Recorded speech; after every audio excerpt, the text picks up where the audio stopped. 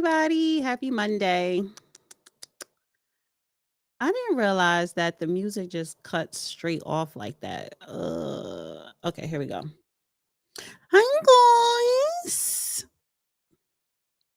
Um, Let me know if you guys can hear me loud and clear. So, tonight's going to be a good show. We got to talk about AOC, Trump, Elon Musk, and some other stuff. You know what? I am not good when it comes to titles of the show. I'm just not. And you know what? I really need to. So this is my monologue. Guys, please like, share, hit the like button, all that good stuff. So this is my monologue tonight to where I need to focus.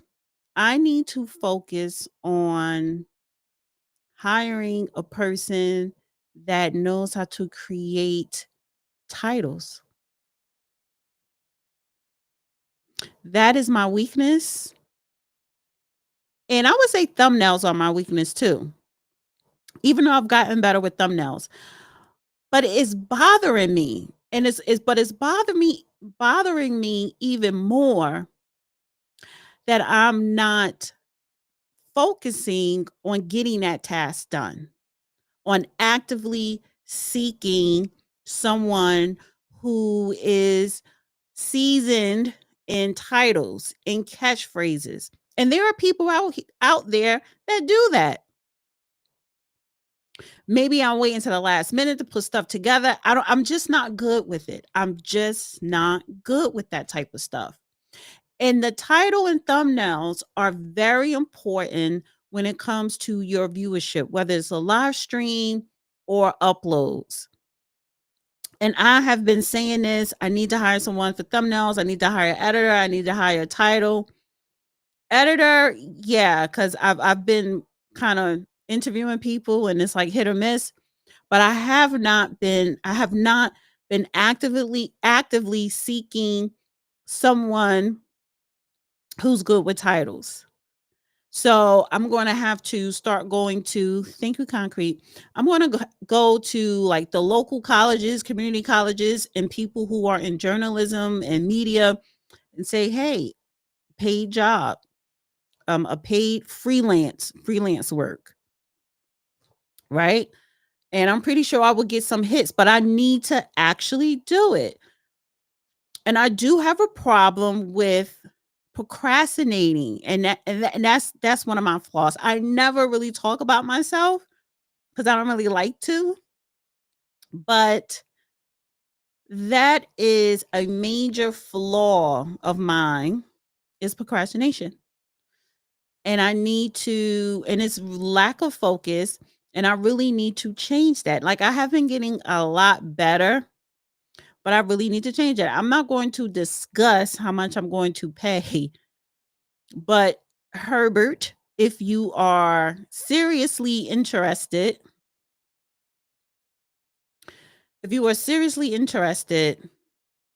send me an email. Yes, I do use vidIQ, and vidIQ has helped me a whole lot, especially with my uploads. But it's something about a live stream, the way you have to set it up. You have to set it up a certain way, a proper way, right? Oh, yeah. Chat GPT. Yeah. Actually, you know what I like better? I like Grunk on X better than Chat GPT. But you're right. I need to try. I need to go to AI. I need to go to AI. I just like communicating with individuals. I use Canva for my thumbnails. I kind of have Canva down pat, but I still want a professional.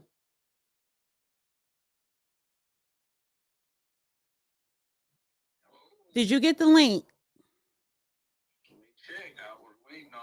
I sent that link to you 10 minutes ago.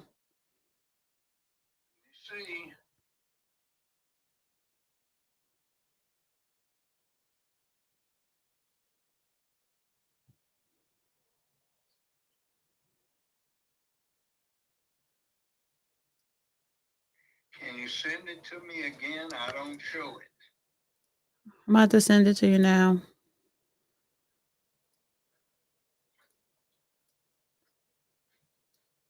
I just sent it to you. Okay. Let's see.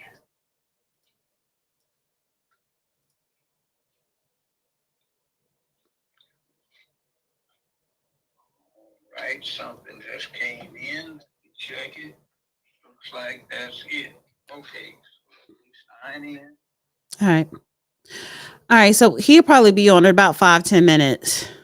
Ciao. I sent that link as soon as I start the show and I text him. Yeah, you finally bow down to AI. Yes, Grunk is better than Chat GPT, but again, I need to start utilizing it more. But you know what the thing is, even with AI, this is why I still want to hire a person. I love human beings because there are people who are more savvy and more knowledgeable with AI. So, me hiring that person to do the job that I need them to do, and they're actually teaching me at the same time, I'm actually learning. So, you really have to understand and learn AI. It's not like you type anything and it's going to pop up exactly what you want. Some people are masters at it. I'm not. So again, I would prefer hiring a human being, but thank you guys for the suggestions. I definitely need to utilize Grunk, and I need to utilize vidIQ for my live stream. Chat. I gave up chat. I don't like Chat GBT. Now I still have the prescription.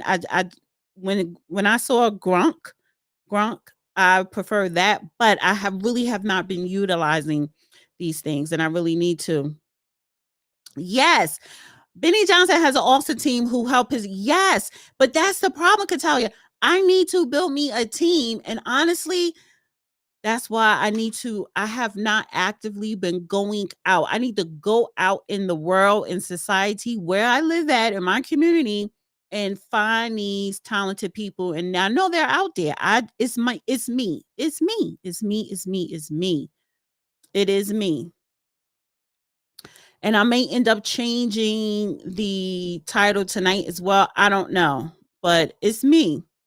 Um, yeah, you have to spend time with AI. But I love Benny Johnson's channel, his thumbnails, his uniform, and that is what I'm looking to do. Not his style, but just his whole production. It's just building a team. So yeah, so I take the blame for that, and this is part of my monologue. This is just me talking. This is part of my monologue because it's just certain when I start the live, I could just tell off back, okay, I need a better title. Oh, I need this. So I need that. So it is what it is. I try to make sure that the judge gets on here early enough. Um, and then too, I notice when you do live, it should definitely be something that is trending, something teetering on the lines of pop culture. It's just a whole lot that goes into it. It could be the time I do the live stream. Oh, and by the way, so let me just let you guys know tomorrow we will be on X. That's going to be a really good X space. You'll see me on Wednesday doing a live, Dana with the Data on Wednesdays. And I'm going to definitely sit down and concentrate on titles for my Wednesday show. But there will not be an Injustice for All episode Thursday with the judge because he's going out of town. So you're kind of going to see, the regular clips, and you're going to see more of me pre-recording some stuff to upload as well. Um, Thank you. Yes, honey, it's time for me to get a new Stetson. This is my favorite one. I have 3. I have 1 Bailey's and 2 Stetson, but I need more Stetson. So it's time for me to go cowboy hat shopping. Yeah. I need to go shopping for more cowboy hats. Um Actually, I am going to kind of upgrade my title.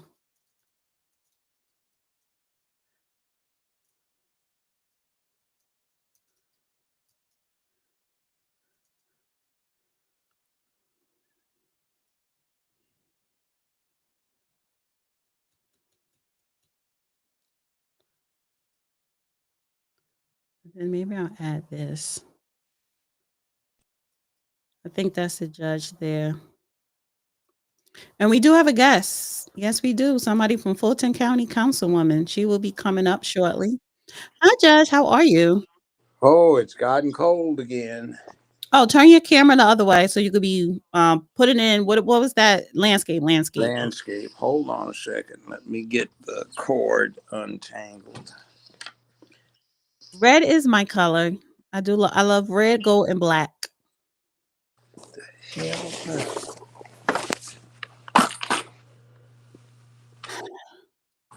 But however, guys, because I'm rambling about my live stream titles, uploads have been doing great, and I appreciate my subscribers for always tuning in, liking, and commenting, and even new subscribers for tuning in, liking, subscribing, and commenting. Definitely, if you're new, please subscribe. Please share this. Everyone, please share this live stream, share it out, hit the like button, thumbs up, thumbs up. And if you would like to send in a super chat, whether it's a question or a comment, please do so. Thank you, Walter. As always, really appreciate your support.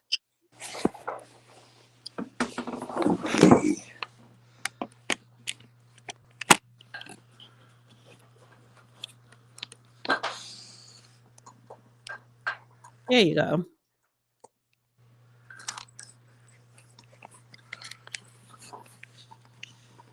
How are you? I'll manage. Recovered. I was ill the last few days. A friend of mine came down with COVID-19. Was sick. Caught it from their granddaughter. Oh, wow. So they caught it pretty bad. Well, they didn't answer the phone for 6 days, so I thought they were done, but they called, sent me a text saying they had COVID-19. Whoa. All right. So listen, we have a guest coming up in about 10 minutes. And this is why I always stress for you to be on time. Yeah, well, I'm here. I'm practicing. So we have a councilwoman coming up at 9:30 from Fulton County, Councilwoman Harris. Not Harris, Councilwoman Willis, sorry. I'm practicing. Practicing what? Being late for my own funeral. You've been practicing that for over 50 years. Longer than that. Yeah. Anyway, hold on. Got one more thing to do. I need to get some glasses so I can see. Don't go anywhere, but I can hear you. Well, it's not about hearing you. It's about people actually seeing you. Well, they've seen me a lot, so let me get my glasses so I can see back. I'm writing down the wrong damn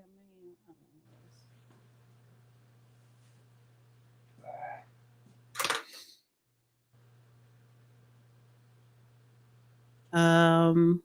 Anything else? I don't think I have any more announcements. And I'm trying to think, what can we talk about in 10 minutes? Oh, I do know what we could talk about in 10 minutes.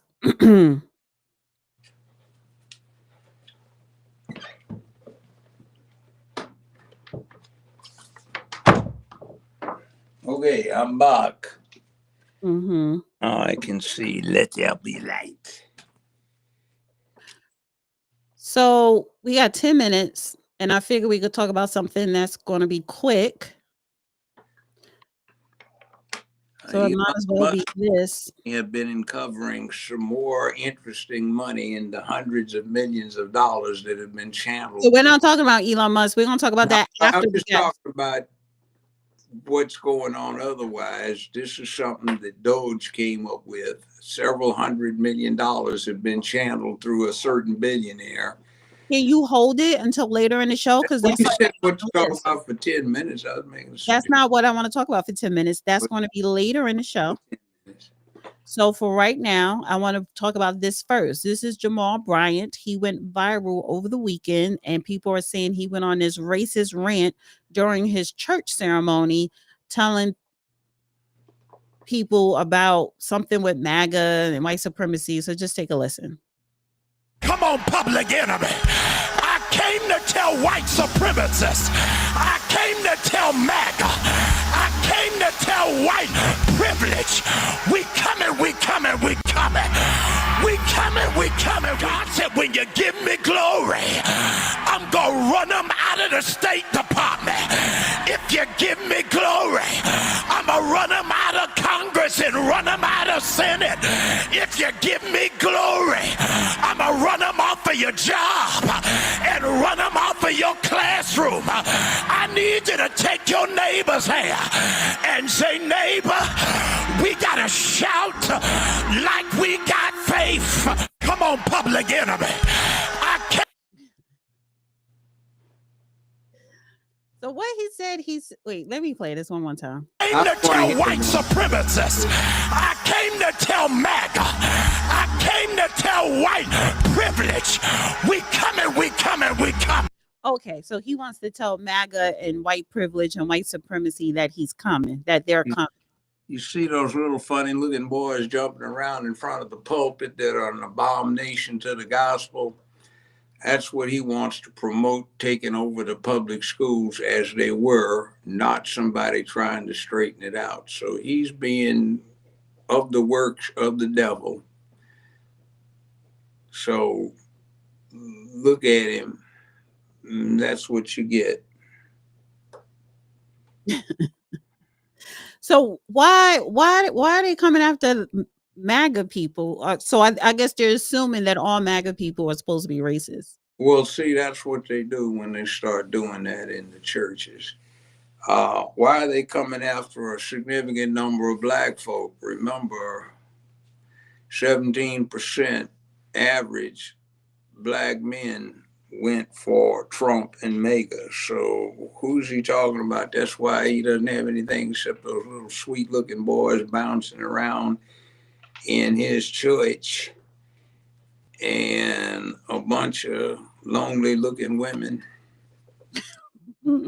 So here's the thing, they're quick to say white supremacy, but it's like, okay, there is no white people controlling where you live at. So why is it that the community is still poverty stricken and high crime? And you, as a church with a very large congregation, right? You're not because of the likes of him. Right. They're not creating any programs or resources to help with that. They're pacifying black folk and redirecting their attention to some kind of nebulous devil instead of to what they ought to be concentrating on. That's been the job of black preachers for the last several hundred years in this country and around the world too. But some of them don't follow that pattern, thank goodness. But this one does. So there you go. Mm-hmm. Illustrating white supremacy. Why doesn't he start preaching to his congregation about you can take charge, have the courage to speak up and tell your representatives to be honest and forthright with you? Why doesn't he say that? That would be a lot better for the cause than what he's saying, which is just Negro given special privileges for keeping the rest of the Negroes obedient to the Democrat Party. The old party of the old slave masters who are experts in the art of controlling Negroes and practicing on Negroes for a couple of hundred years. They learned the art pretty well, and now they're trying to practice on a lot of white people, yellow people, red people, and brown people as well. But the American public said, hell no, you're going to hell. So go see the devil on your own. Don't try to take us with you. We want things returned to normalcy. But there's still a lot of black people who subscribe to that. Yeah. There were a few black folk who escaped from slavery, and a lot of them remain slaves. Right. So what else is new? Well, the ones whose ancestors escaped don't think like that. The ones whose ancestors stayed, a lot of them do think like that. I mean, let me ask you a quick opinion on because I see our guest, on the state of the black church. Pathetic. They've been taken over by pulpit pimps, not those who deliver a message. They won't talk about sin, they just talk about belief. Some folk think they give to heaven by doing good deeds. All you got to do is believe. You can be a pimp, a hoe, a drug dealer, a murderer, or a thief. But if you have belief, you'll see the pearly gates. So many of them preach that. I told the preacher about themselves a couple of years ago. Judge Brown, if you start preaching against sin, you won't have anybody in the congregation and there'll be no money in the collection plate. I said, well, then close down. Your duty is to preach salvation through righteousness, not trying to deal with hustling folk.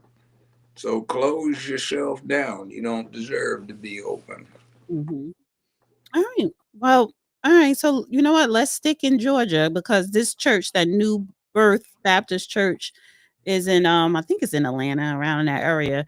So This one that we just heard. yeah, Pastor Jamar Bryant, he took over the New Birth Baptist Church. And why would I know the New Birth? Well, I don't think you would personally know it, but it's a very well known church, a very large congregation, and I forgot the other pastor name. He ended up dying, and it was a rumor allegedly he died of AIDS because he was Yeah, that's too typical. Eddie Long. That was his Bishop Eddie Long. Oh, He used to be the preacher, the head preacher. That's why they got all them little funny looking folk prancing around up there around the pulpit, all spastically. I guess. I don't know. Hey, yeah, there you go. Yeah, that church has a lot of drama. And a lot The black church, most of the big ones, they're not doing what they ought to do. Like a King's old church, right across the street is one of the most disgraceful areas in America. And not only is the preacher looking at it every time he leaves services, which is seldom these days, since he's also sitting up in Congress. Senator, what's his name? Warnock. What's his name? Warnock. What's his name? I'm not going to keep saying his name. He wants you to say his name. Just say it thinking of it as the devil incarnate. Yeah. All right. He has actual opportunity, capacity, and authority to do something about that pestilence right across the street from him that has besmirched so many people, and that he has done nothing. He needs to be stripped of his authority to wear ecclesiastical robes and declared the pulpit pimp that he is. All right. So I'm going to bring my guest up. Hi. Can you hear us? Yes, I can hear you. Hello. Hello, Judge Joe Brown. Hey there. Hello. How are you? Good. So do you have the lighting? Do you have a brighter light to shine? Yes. I'll tell my husband to flip the switch in it. Vincent, can you turn this light on? He'll do it. Okay. And so, all right. So I want to introduce you to my audience. So you are the City of South Fulton Councilwoman Helen Willis. How do you pronounce your middle name there? Zenobia? Yes, Zenobia. Okay. I didn't want to mess it up. So how are you? I'm fine. And Is that better? You wanted, yeah. You can turn those off. Okay. Is he turning off another light? Now it's like bright on your face. So turn that one off. Yes. That's better. Okay, that's better. That's better. Okay. So you wanted to come on and talk about your mayor, the city who's the mayor of City of South Fulton, Mayor Khalid Kamaru. That's how you pronounce his last name? Well, he calls himself Kobe now, Mayor Kobe. Mayor Kobe. Okay. Well, he has been hitting the news outlets now for the past month. And I came first across him and I actually did a video. Apparently he took a trip to Africa, and that made headlines because, I guess he was using funds that wasn't authorized, and he kind of had some issues with the city council or with the city complaints. However, you wanted to come on and I guess to maybe set the record straight of what exactly is going on in the city of South Fulton. Well, just to give you a little background about the City of South Fulton, the City of South Fulton is 8 years old, established in 2017. We have in the community had several community groups to advocate to form the city. We were the last part of unincorporated Fulton County that was remaining. Everyone else had, municipalized. So we had about 100,000 residents that were under Fulton County governance, and you had 7 commissioners, and not any of them lived in the footprints of our city. So you had people making decisions that was invested in our community, and we were basically paying for our services, police, municipal services. And so we were basically receiving services. We were getting it was taxation without representation. And so, to make a long story short, in 2012, 2013, House Representative Roger Bruce and then Senator James on the senator side introduced the cityhood bill for us to create a city. It took us 5 years. It took us 5 long years. And we finally got the referendum. We went to the people approved the city. We elected our first mayor and council in 2017. We have the largest African American population in the United States, and that's what he touts on. We have a lot of opportunity. We have the most undeveloped land in Fulton County.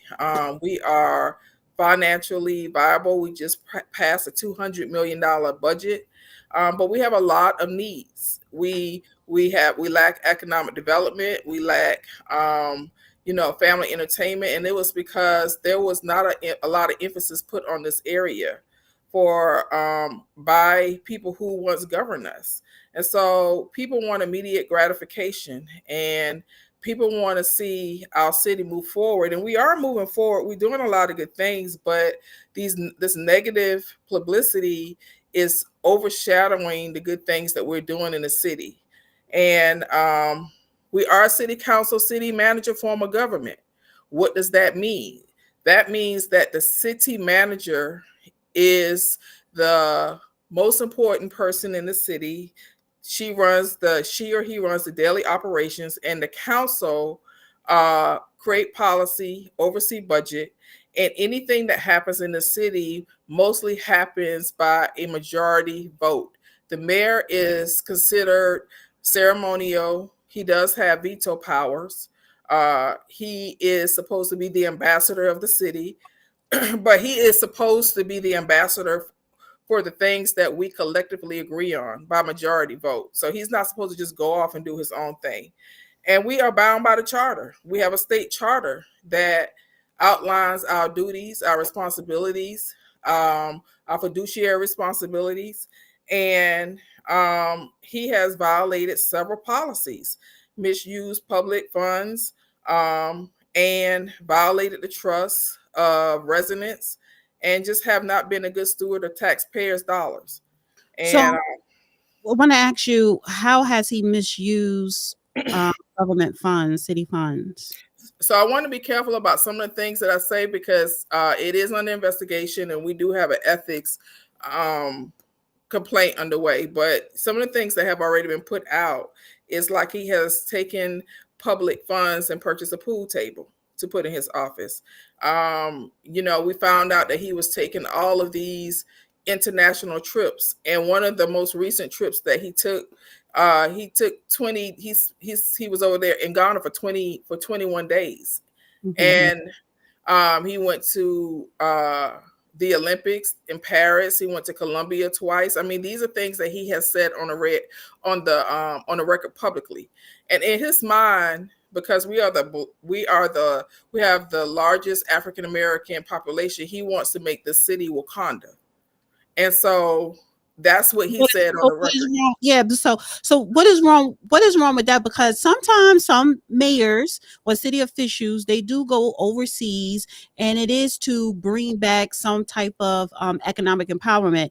I've read that the purpose of him going to Ghana was for economic development, to bring back a data center, warehouse jobs, and also do a collab when it comes to the film industry. And I do know Atlanta is like the second Hollywood. So the film industry is very popular in Atlanta. So why is that a problem for a mayor to go on those trips if it's to bring back economic resources for the city?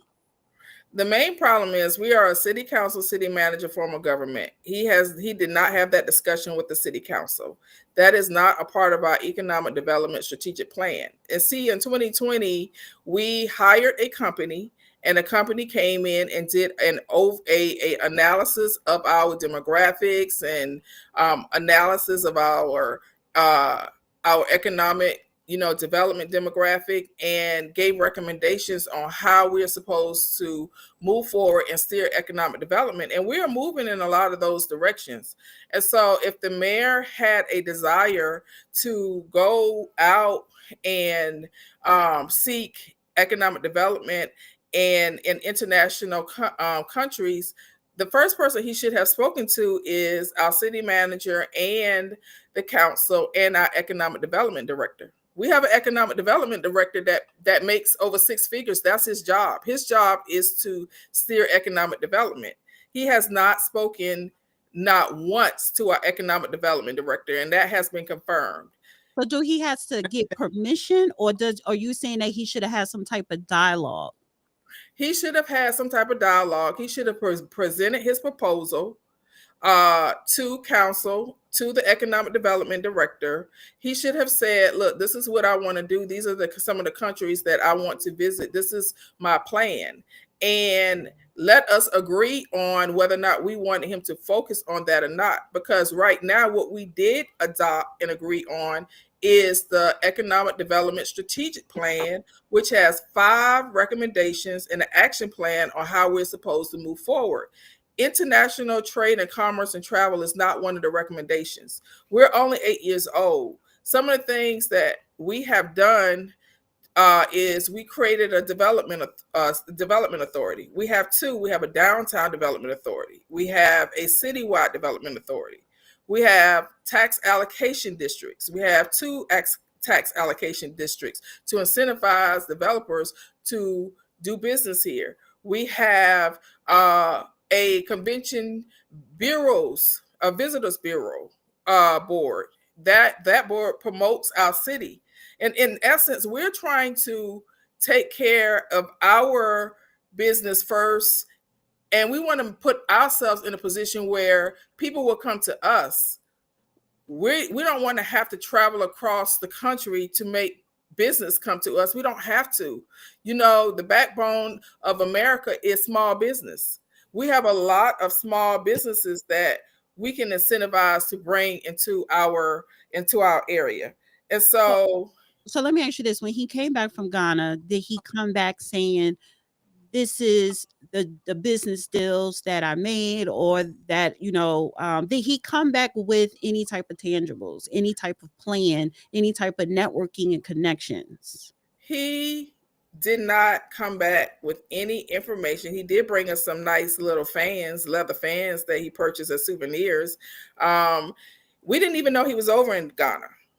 We didn't know he was over in Ghana. We found out because an engaged resident noticed him posting party videos in Africa. And the resident reached out and said, what is the mayor in Africa doing? This seems like a personal trip. And I said, well, I didn't know he was in Africa. And so this resident did an open record request And when we got back from our retreat in January, he had posted this open record request on social media, and it revealed that he had all of these charges for, international trips, pool tables, drones, and it was just outlandish.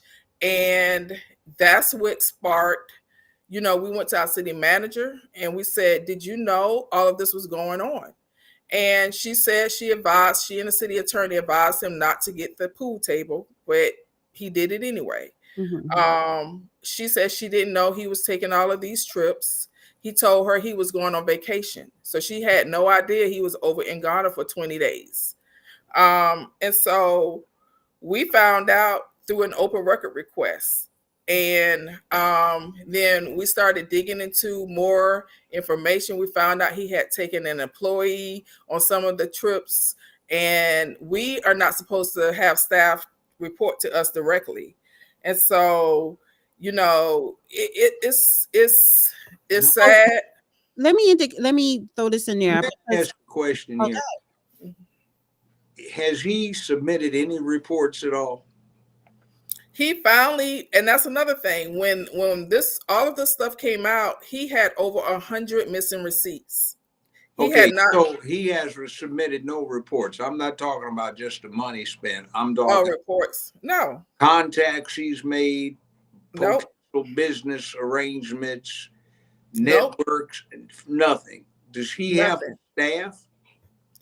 He has two individuals that support his office. So what do they do? Well, one is a chief of staff. One, he had them classified as a film and media manager. He circumvented the Hollywood background, the film and media manager.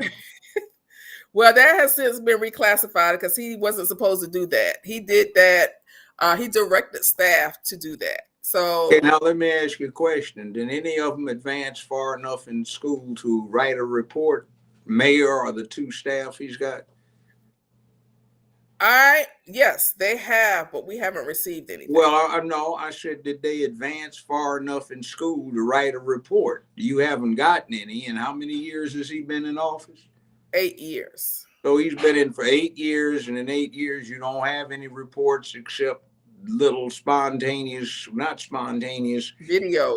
videos. That's all you've had in 8 years. Obviously, yes. He didn't go far enough in school to learn how to write, so you don't have any written reports.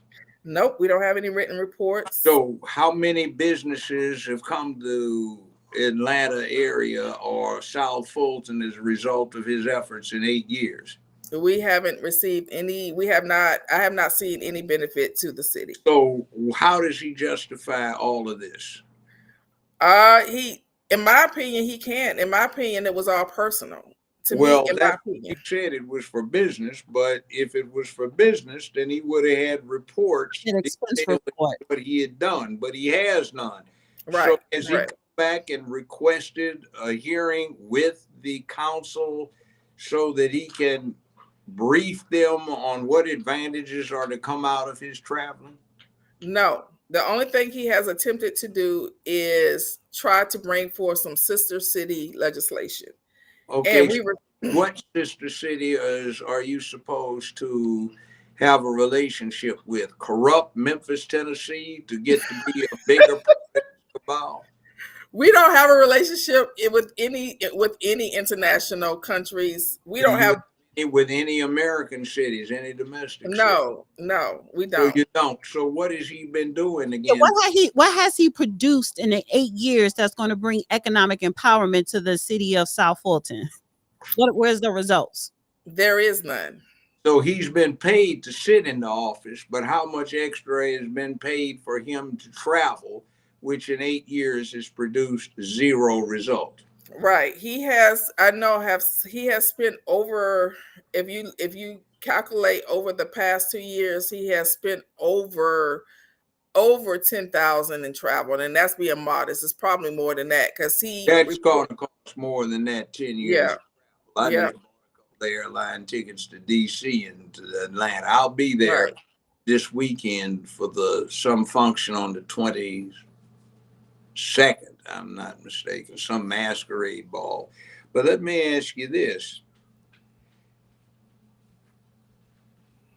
What is his justification for the pool table? Just to start with the small stuff. I heard he said he wanted the pool table because that's the way people make deals over pool tables. Well, I don't make deals over pool tables, and what the hell has that got to do with sitting down and doing business? So Look, who is he dealing with? That I requires don't know. pool table? I've heard golf, but I've never heard anybody requiring a pool table to make a deal. So just who is he targeting? I don't know who he's targeting. I don't know what deals he's thinking about making over. It was not a permissible use. And the city attorney told him that, and the city manager told him that, but he did it anyway. You just reported that. But let me ask you a question. There's video out there circulating that appears to be him, and it looks like he's smoking some kind of pipe that is affiliated with smoking crack. Right. Is that supposed to be him, allegedly? That is him, and that video was circulating before he was even mayor. So He was a crack smoker before you guys elected him as mayor. That's correct. Is he using this money that seems to be going for nothing to support his apparent habit of smoking crack? Is that what it is? That gets expensive, you know. I would hope not. You know, Well, I don't know. you have lots of money that's disappearing.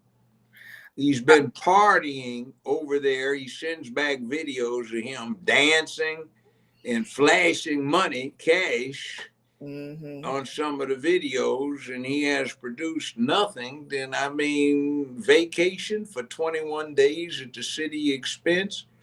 How many other employees in the city or the state get a paid vacation? Not just they continue to get their pay during the vacation period, but somebody's paying for the vacation itself and the activities.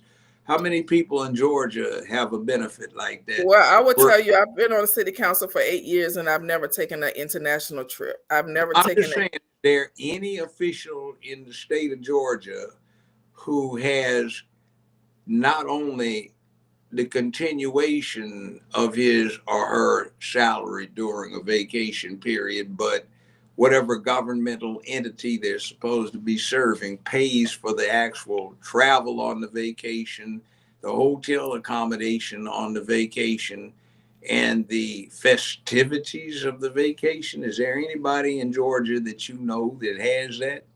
No, I don't. I've never heard of a mayor going anywhere for 21 days and not notifying their council or their pro tem. Now, do you have a city or attorney or municipal attorney? We do. Why has that individual not filed an action against this mayor for an accounting?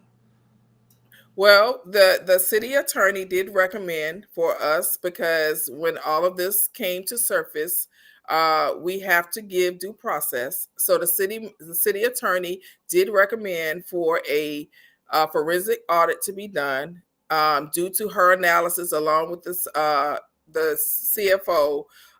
They noticed some questionable expenditures, and so they did recommend that we do a forensic audit over his questionable expenses and a overall comprehensive audit on everyone who has a P card. So everyone is going to be audited at this point. P card? People don't know what that is. So a purchase card is purchase card. Okay. That's how we expense. That's how we make our purchases. That's how we expend our budget. So everybody on the city council and the mayor's office is going to be audited for a P card. Yes, everyone in the city of South Fulton that has a P card, their P card is going to be audited, but his is going to have some forensic audit. Why do they have one? To expense budgets. So when we question: does the general city of Atlanta issue P cards? No, everybody does things different. Okay, does the governor's office issue a P card? I don't know. Well, why is Fulton, South Fulton, as a city, apparently the only institution in Georgia that issues these credit cards instead of having the We're not the only institution in city, Georgia. what's that? Well, No, how we're come it's only the colored cities that have the P cards where every other no, that's place? not true. That's Well, not what true. other place has those? I mean, Georgia has 538 cities, So and what other cities have the P card? so I can't tell you out of 538 cities how many cities have P cards, but several of them do. Well, let Everybody me has. several of them, they're all colored. So let me ask this question. No, Why, they're not all colored. well, They're not. there, why is it then that any of them don't have what the majority, overwhelming majority have, which is the town council or the city council and the mayor recommend, negotiate, get past authorization to do something, and the treasurer issues a check that the mayor signs off on, and it's evidenced by check. Why do you have this credit card instead of paying by check? So there's careful accounting, and people just don't have the authority to go spend on their own without any control other than after the fact. What is this? So no, we do have policies in place. I didn't say Everyone, policies. we I didn't have say district policy. budgets. We do have policies in place. He did not follow the policy, and at Well, the end of the day, we are adults. no, that's not what I'm saying.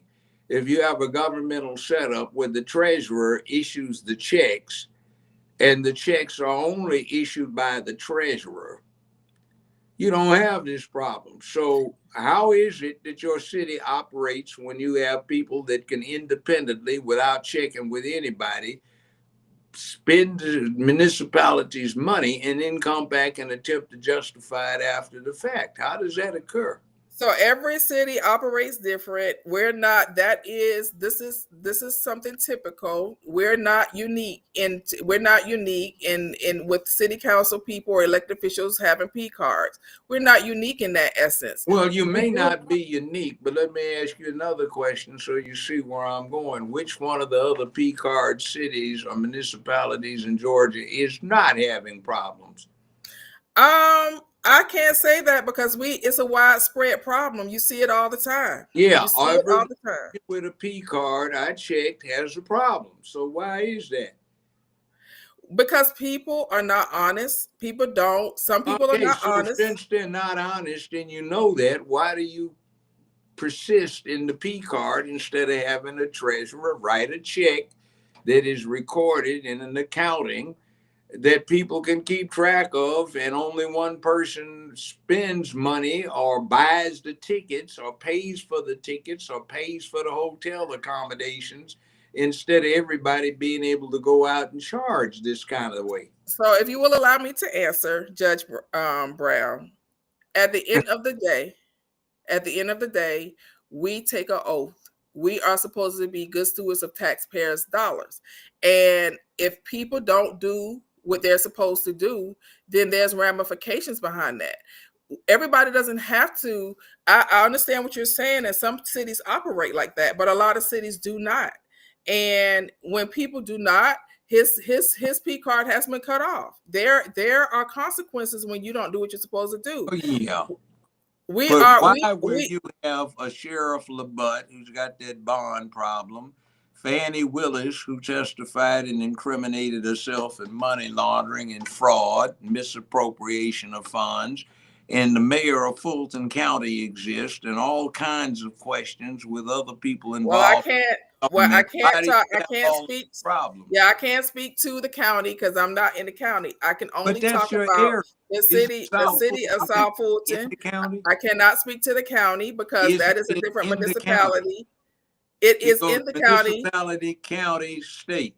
Now, it is in the county, but the county has. I'm not getting on you. I'm talking about your. Yes, I understand, but I'm trying to explain to you that the county has 15 different cities, and we have our own autonomy, and so the county don't control what we do. So you have your own autonomy, but everybody's been complaining about the overt fraud and misappropriation of funds in South Fulton as a municipality. We have been researching the fraud and misappropriation of funds in Fulton County. So one small part, one big part, and then you get to the state, And the state is trying to desperately get a hold of what's happened down there with the colored folk. So why is it that I see all across the country, Chicago, New York, Memphis, other places, Los Angeles, where you get Black opportunity, because Black folk are in charge, they wind up oppressing their own people. And what they deal with is, instead of progress, they need to deal with punishment for criminal activity.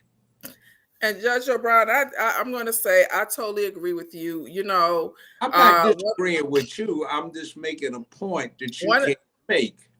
And one of the things I gave pushback on that. You know, he touted that we're the blackest city. He touted that we are we were in Black History Month. He touted that we were an all Black council, and I gave pushback on that. And I said, and I told him he took his Black behind over to Ghana and misused tax funds and did not tell us where he was going. I gave pushback at just because we're Black. I mean, to me, we're African American, and we should strive to walk in excellence. We should strive to show people that we can, stand up and we can operate with good governments. And a lot of us can. Most of my colleagues on city council, we do what we're supposed to do. We don't have these infractions. He's the only one that took 20 days. Let me interject this, because he's been mayor for 8 years. So if he is such a problem, why is it that us now, the public, we're just starting to hear about this when it comes to the media? Also, the mayor, he doesn't have no indictments, and he doesn't have any criminal charges as mayor. So it's not like, this man is under indictment. So anything that is going on is... that's not true. What indictments does he have? Or he has been charged with burglarizing someone's house. That charge is still pending. Yeah, he does. He has a pending. So that's a pending charge, but he has not been found guilty. He has not. It's pending. He's been charged. He was arrested. That made national news. He has a. And that was, 2 years ago? Yes, he's been charged with a felony, and he has a misdemeanor. He's out on bond. But why is he still being reelected then? I mean, because you have to be indicted. You have to be indicted in order. Okay, so he has no indictment. So now, back in 2022, let me say this. Back in 2022, he came out with being a whistleblower going against the city council of Fulton. So now, fast forward with all this other stuff coming out, Ghana and P cards and everything, and he's already been charged with a felony. Is this some type of retribution towards him because he tried to out the city council? It seemed like 8 years and this mayor is not getting along with the city council, which is bad for the city. It's bad for the city. And no, this is not, if you recall and you do the research, we sued him. So no, this is not something we had to sue him and get an injunction against him to prevent him from recording our executive session discussions. He was recording executive session discussions and he was divulging that information, and we actually had to take him to court. There's a lawsuit pending in Fulton County Superior Court now against him. So no, this is not an isolated incident. This has been problems that has persisted. You ask why are we here now? We didn't know he was doing this. Again, this information was revealed from an engaged resident. This was an open record request. So it wasn't like we were digging for this information.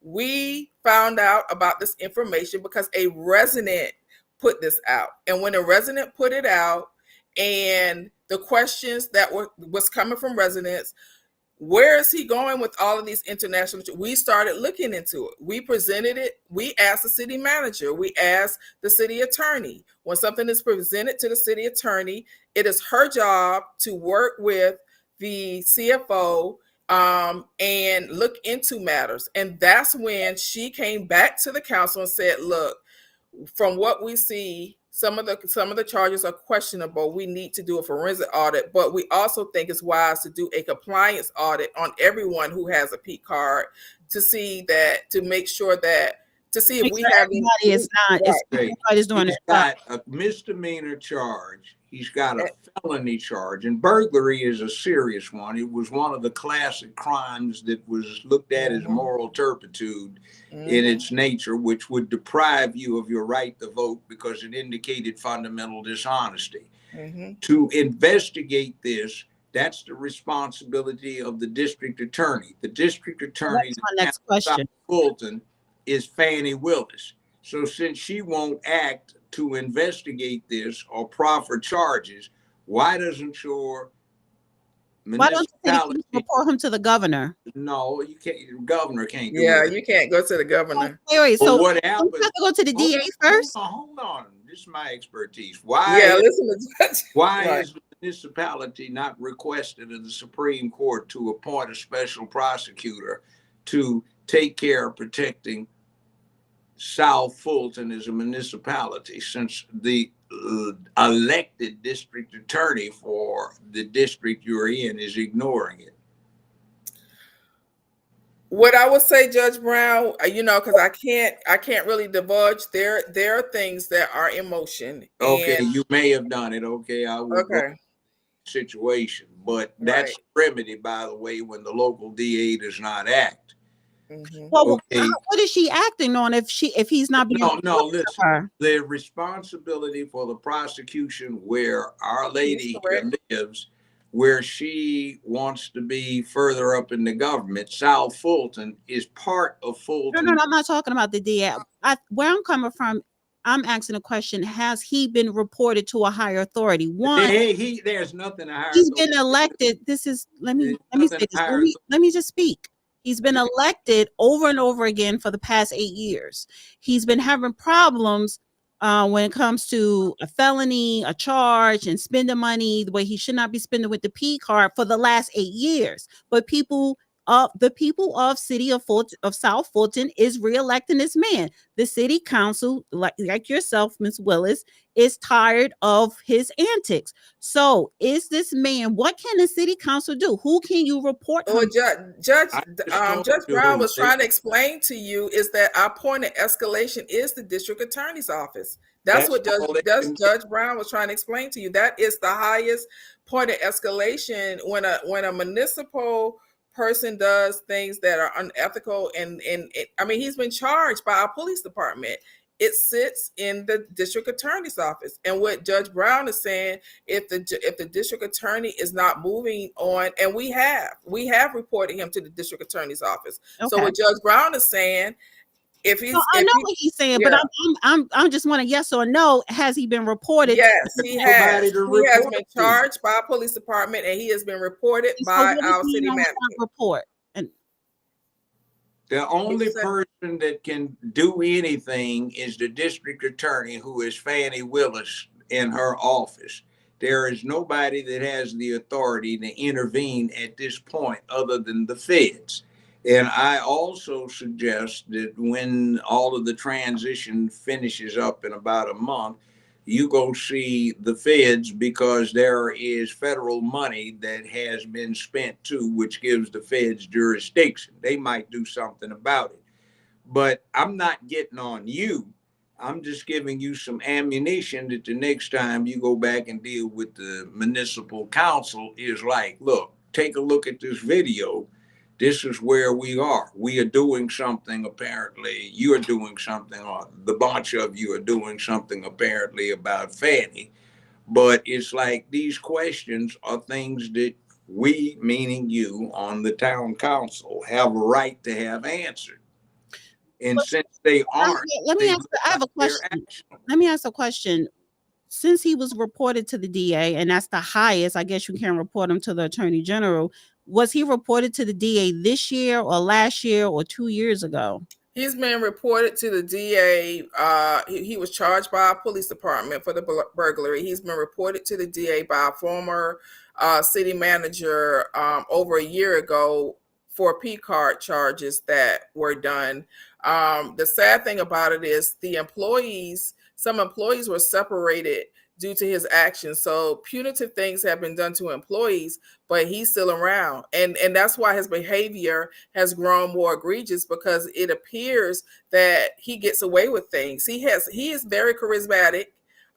He is very manipulative. If you look at any of his interviews, it's always they're picking on me. It's they don't like me. This is a witch hunt. It's political driven. And so he has not been held accountable because he has a way to get away with things. And so yes, he has been reported several times to the district attorney's office. What was the misdemeanor about? The misdemeanor was for trespassing. So the homeowner had trespassing signs posted at the front gate. He jumped the gate, ignored the trespassing signs, walked onto the private property, and why he got the burglary charge is because he walked into the house, the lake house. Lakeside house. They found him in there. They Right. had video. So Well, I have one more they question. caught him inside in the process of a burglary, which is committed by breaking and entering after dark inside the residential habitation of somebody else. Now, he's innocent until proven guilty beyond a doubt, but that's one of the most serious nonviolent felonies. But not only that, you asked what, let me tell you one more thing. He also has open investigations with the sheriff office. He has been referred to the sheriff office because our police department didn't want a conflict. He was referred to the sheriff office. We were in the council meeting one council meeting, and he got accused. Now I'm gonna say accused of proposition a minor in the restroom, and so that had to be referred over to the sheriff office. And he also. So what happened with that situation? I mean, they can't tell us, what their investigations, whoever accused him has to come forward. I know one of the things they were having problems with that investigation is that the accuser was scared to come forward. Wait, is that written in paperwork somewhere? Yes, you can do an open record request. Okay. No, I'm making sure. Maybe what the problem is. Maybe what the problem is $2.5 million that was appropriated to Fannie Willis's office to pursue such sex crimes allegations is turned up missing, and nobody can account for where it happens to be. We've been researching that. Maybe that's why nobody has done anything against Mr. Mayor. Maybe. And the other thing I want to tell you is I do know of 2 open cases in the Fulton County Sheriff Office. He moved, if you remember, he did this big publicity stunt about moving into Camelot. Camelot is one of the crime-ridden communities in our apartment communities in our city. And so when he went over there, he got turned in for stealing electricity, rigging electricity. And so that's an open investigation in the sheriff office. So he has investigations in the district attorney's office and investigations in the sheriff office. And now there's a forensic audit underway. And so this. So let me ask you this question because the DA and the sheriff, they ain't going to do nothing because they got their own problems that they currently need to deal with, particularly with the federal government. But as for the city council, what authority, or does the city council, do you guys have any authority to rebuke any of his privileges? Well, we have cut off his budget. That was publicly stated.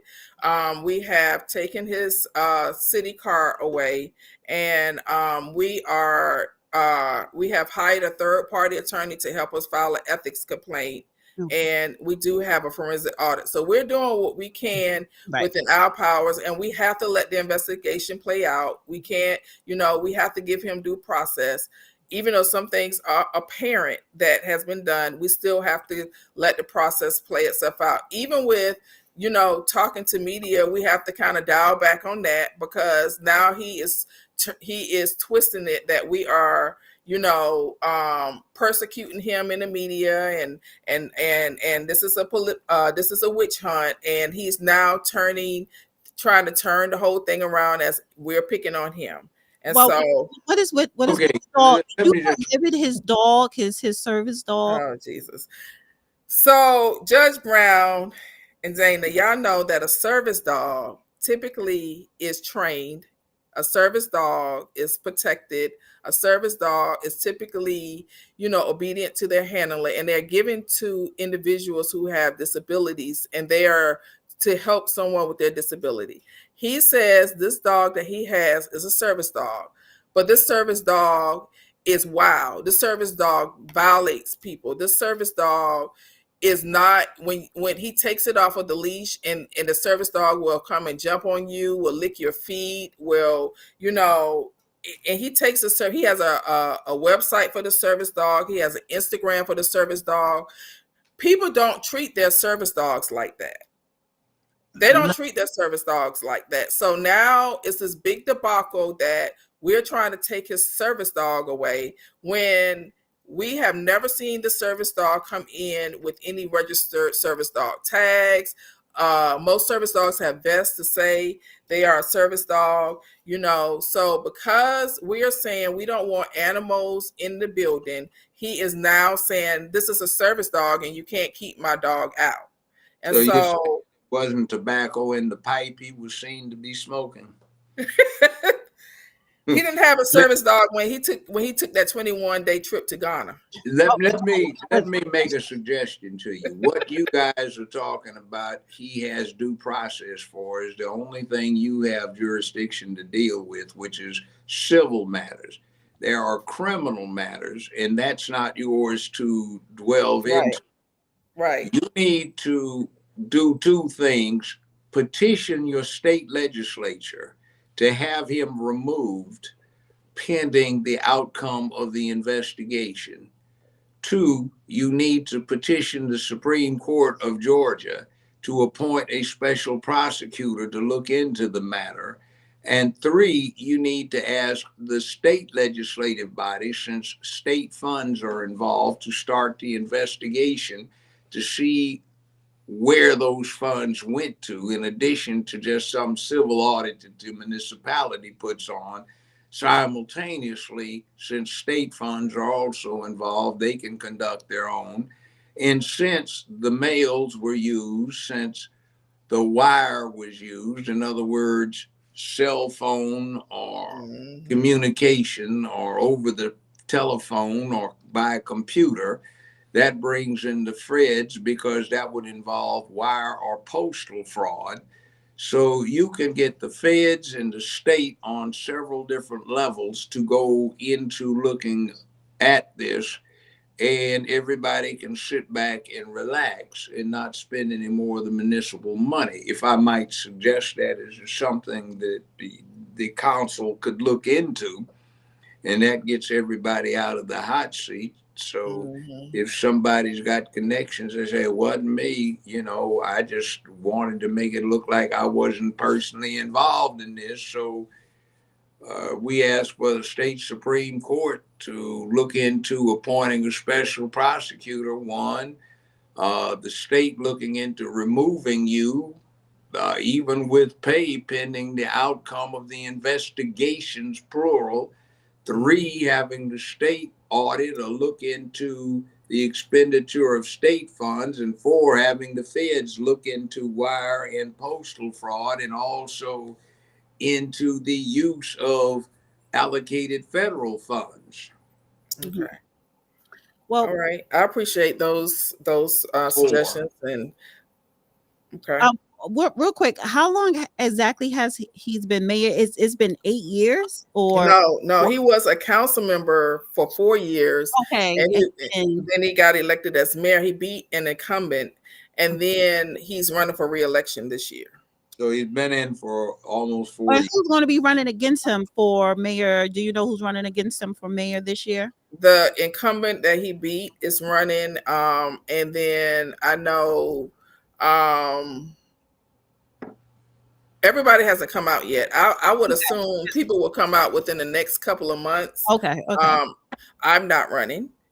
So let me make that clear. Competition. He definitely has competition. Yeah, he thinks he told I was going to run, but I think it would have been disingenuous for me to run for mayor and then, bring these issues out. My whole goal is to root the corruption out. I want people to be informed. I want people to make sure that when they vote, they're voting for someone that is going to be ethical, that's going to move us forward, that has great relationships on every level of government, that's going to be a good stewards of taxpayer dollars, and that's going to help unify not only this council but unify this city, because right now we don't deserve this. And the sad thing about it is that he has had 5 different addresses since he has been in. So he's not even stable. 5 different addresses since he's been on this council. And I just would say that he's very good at manipulating people. He's good at campaigning. He's good at messaging, and he says things that tug at the heartstrings of individuals. And people didn't know about a lot of the stuff that's going on because we tried to handle it internally. And every time we sounded the alarm, they beat up on this council. They would say that they were tired of the infighting.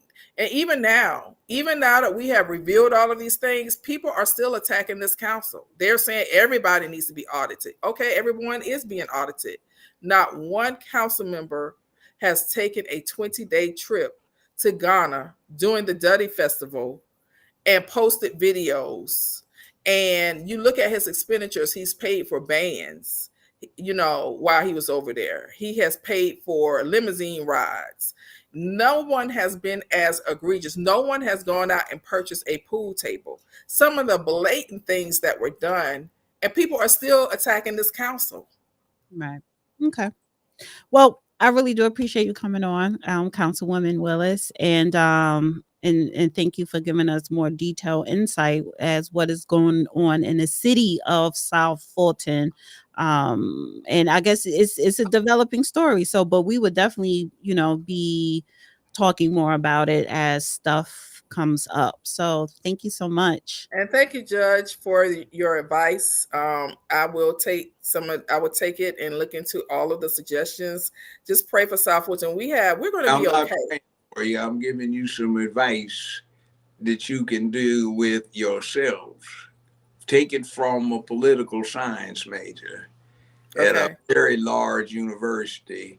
One of the most successful campaign strategies in American history is to promise to rake out the horse manure out of the barn during the campaign. So that's what you're doing. Go on the offensive and start talking about we are voluntarily requesting that we be audited. Why are you resisting it? Right. We are being an open book. Why are you trying to hide this? What happened with your charges? Why haven't you seen a grand jury? And how do you explain being in somebody's house, residence you didn't have a key to? You broke in and you want to talk about your own statement. You just wanted to look around. That's prima facie admission of guilt. So why is it that nobody has gone after you and submitted your case to a grand jury to see what the grand jurors might have to say about probable cause? So you can get on him and forget all that. Just go do the 4 things I said. Go to the Supreme Court about getting a special prosecutor. Go to the state legislature about conducting an investigation of their funds. Go to the state legislature about getting him removed pending the resolution of these matters. And 4, see the feds. Okay. So basically, you could do beyond a DA Willis. I understand. I got I you. think DA Willis is going to wind up going to jail. Well, we're not getting that I right pray now. not. No, I I pray not. She does, but Let's put it it is this what it way. is. Let's put it this way. 50 years ago, I was the first Black prosecutor Memphis hired.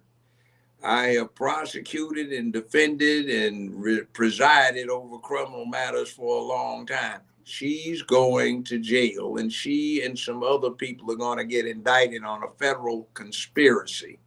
So it's going to be interesting. Frankly, in my 50 years, she is the worst offender against the ignorance of incriminating herself when You have the Fifth Amendment. You have a right to remain silent. Anything you say can and may be used in evidence against you. She had an attorney, the whole DA staff. The judge tried to tell her that she had no need to testify, and she hard-headed and arrogantly got up there and gave herself 4 or 5 pages of small print incrimination on multiple matters. I've never seen anything that bad in my entire career. Well, I would say that DA Willis was our first municipal judge. She was an amazing municipal judge.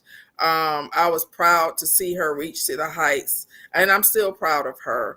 Was She's a she, good or was she stealing in the meanwhile? See, people don't suddenly develop bad habits. I saw money laundering. I saw misappropriation of funds. I saw making a knowingly false statement to federal officials and federal agencies. I saw embezzlement outright. I saw perjury. And it's a real bad thing because Attorney Wade is probably playing canary in front of a bunch of commissions and committees under oath, and he wants to talk his way into a sentence with a low cap rather than having the book thrown at him. Well, I would say let the process play out, but I don't believe that DA Willis would have gone to Howard University, gone to Emory Law School, and would do those things to sacrifice her law degree. I know. But there are a lot of people who have done worse, and they went to established universities as well. However, just to swing it back to the mayor, if he has been reported to her, why hasn't she acted on it? And he was reported to her office a year ago. And that is kind of where me and the judge is coming from, her lack of due diligence. She already have a backlog when it comes to the Fulton County Jail with the cases that has not been tried or brought in front of a judge, which is violating a lot of those inmates' rights. And so now we have a sitting mayor who is possibly violating when you're talking about expenses, P cards, or just doing things he should not be doing, and she still hasn't done anything. So what is she doing in her position? So I can't answer, why no movement has been done. I don't know. But all I will tell you is that we have reported the P card misappropriations and of course, he was arrested. So I see that you're doing your job. The city council was doing their job, but the other people on the outside that he's been reporting to are not doing their job. So that chain of command is basically falling apart. And I'm seeing that a lot in the whole state of Georgia. It's not just Fulton County, but we're focusing on Fulton because they stay in the paper. But that chain of command is broken, basically. So, but break this down to you. Well, I kind of want to wrap this up. I mean, I'm not going to take long, but you can take it back to the city council and also for your own purposes. There's $10 million that was appropriated to her office that's missing and unaccounted for. There was nobody that she had to answer to in terms of how much she paid Wade. So Wade, for a scant amount of effort, which is a criminal court judge and is a defense lawyer who's tried many, many more cases than anybody involved in Fulton County doing anything with it, judge, prosecutor, or defense counsel at the moment. There is no way in hell he earned $720,000 for that little amount of work. To give you a perspective, the Attorney General of the United States gets paid about $340,000 a year.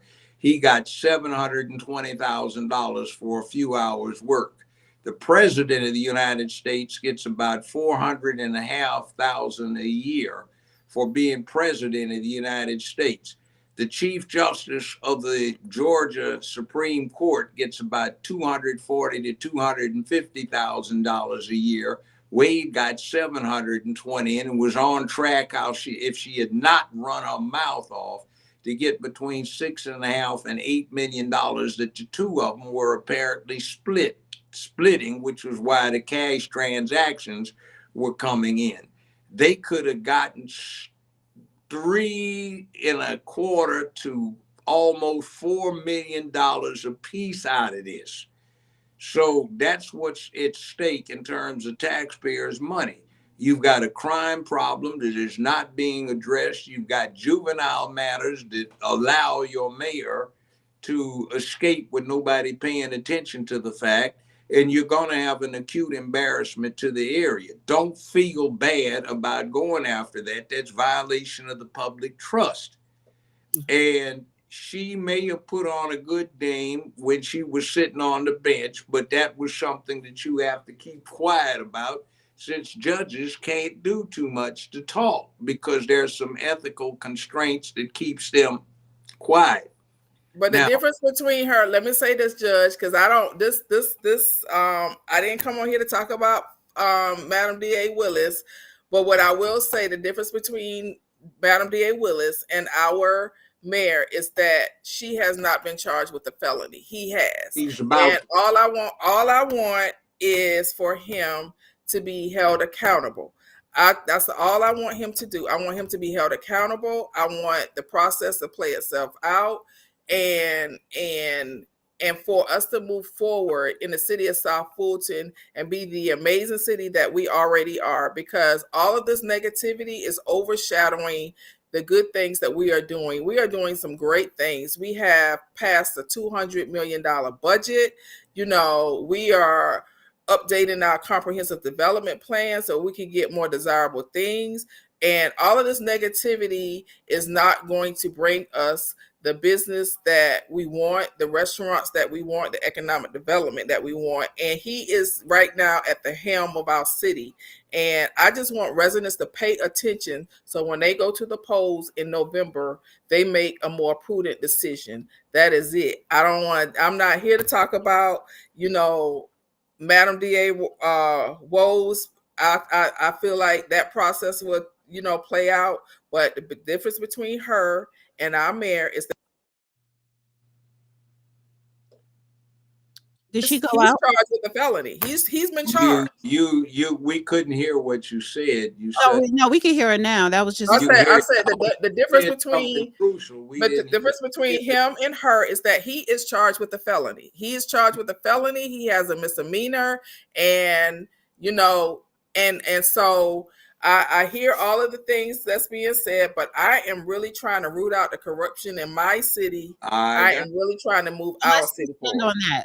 No, I got you. Listen, the thing I'm pointing out to you is you won't get anything if the person at the top is corrupt. Now, just leave it at that, and I'll give you a clue as to what they're going to get her on. If you agree with other people to do something that's legal in a legal fashion for the wrong purpose, that becomes a felony conspiracy. And the rules of evidence change drastically to favor the prosecution. What she did, that Wade has been talking about, is that he, and some others met up in D.C. to plot how to get Trump. That's a conspiracy.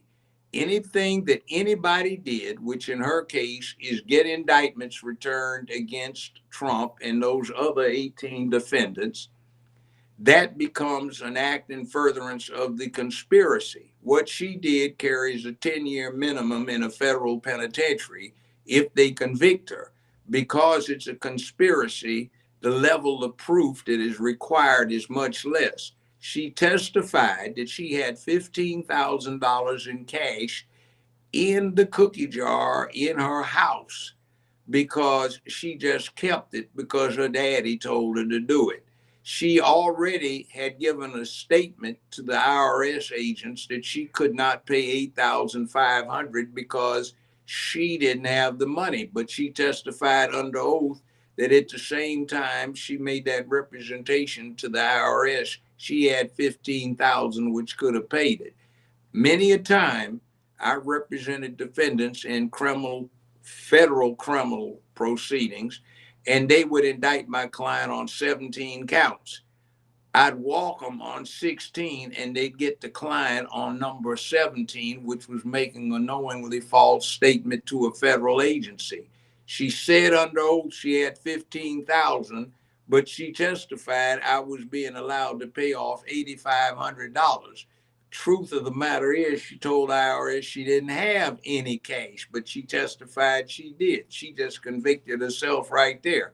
That's almost an ironclad case of making a false statement to a federal agency or agent. So all they have to do is introduce her sworn testimony, a copy of it, a transcript that's attested, and they have all the proof they need, along with her signing off on the agreement with IRS to be allowed to pay off the $8,500 in installments. All right. She can do But time on Judge, that. she hasn't been charged with anything.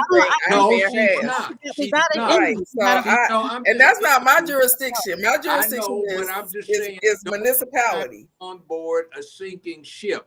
To give you perspective, Mhm. Wesley Snipes did 3 years in a federal penitentiary, not for tax evasion. I was present as a witness. IRS gave him a $250,000 refund check for overpaying his taxes, but they busted him because he didn't file a complete set of forms, and he got 3 years in federal penitentiary. What do you think you're going to get for making a knowingly false statement to a federal agent who works for IRS? I don't know. That's not my jurisdiction. Well, it is mine. So, I mean, So well, let's move on. Thank so you, it's going to be Congresswoman Willis, for coming on. I appreciate you.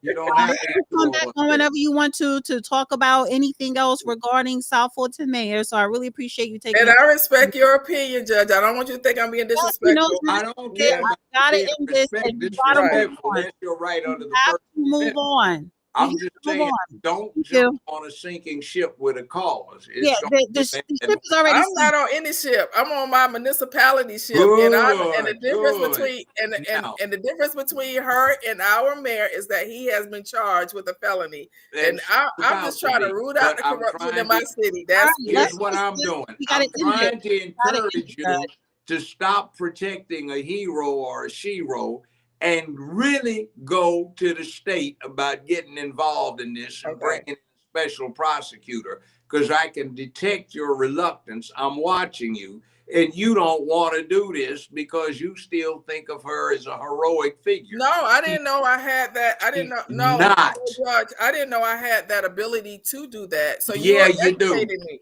Yeah, you're educating me. It's not. It has You nothing didn't to know you do had with the her. ability to do what? To report. I a- didn't know that I had the request ability, of the- right, to go. of the He's youth of the state. educated me on my different. Wait, so why don't y'all council people know your authority that you Because have? we have contacted the governor's office. We have done that. And the governor's office said that the governor has set a precedence. He does not get involved in local matters unless there is an indictment. But I'm pretty sure he told you what you can do and who to report her. No, he did not. What was told to us, I'm telling you what they told us. They told us that the only way that this mayor could be removed his office is if he has a certified charge, meaning that if he has been indicted for something.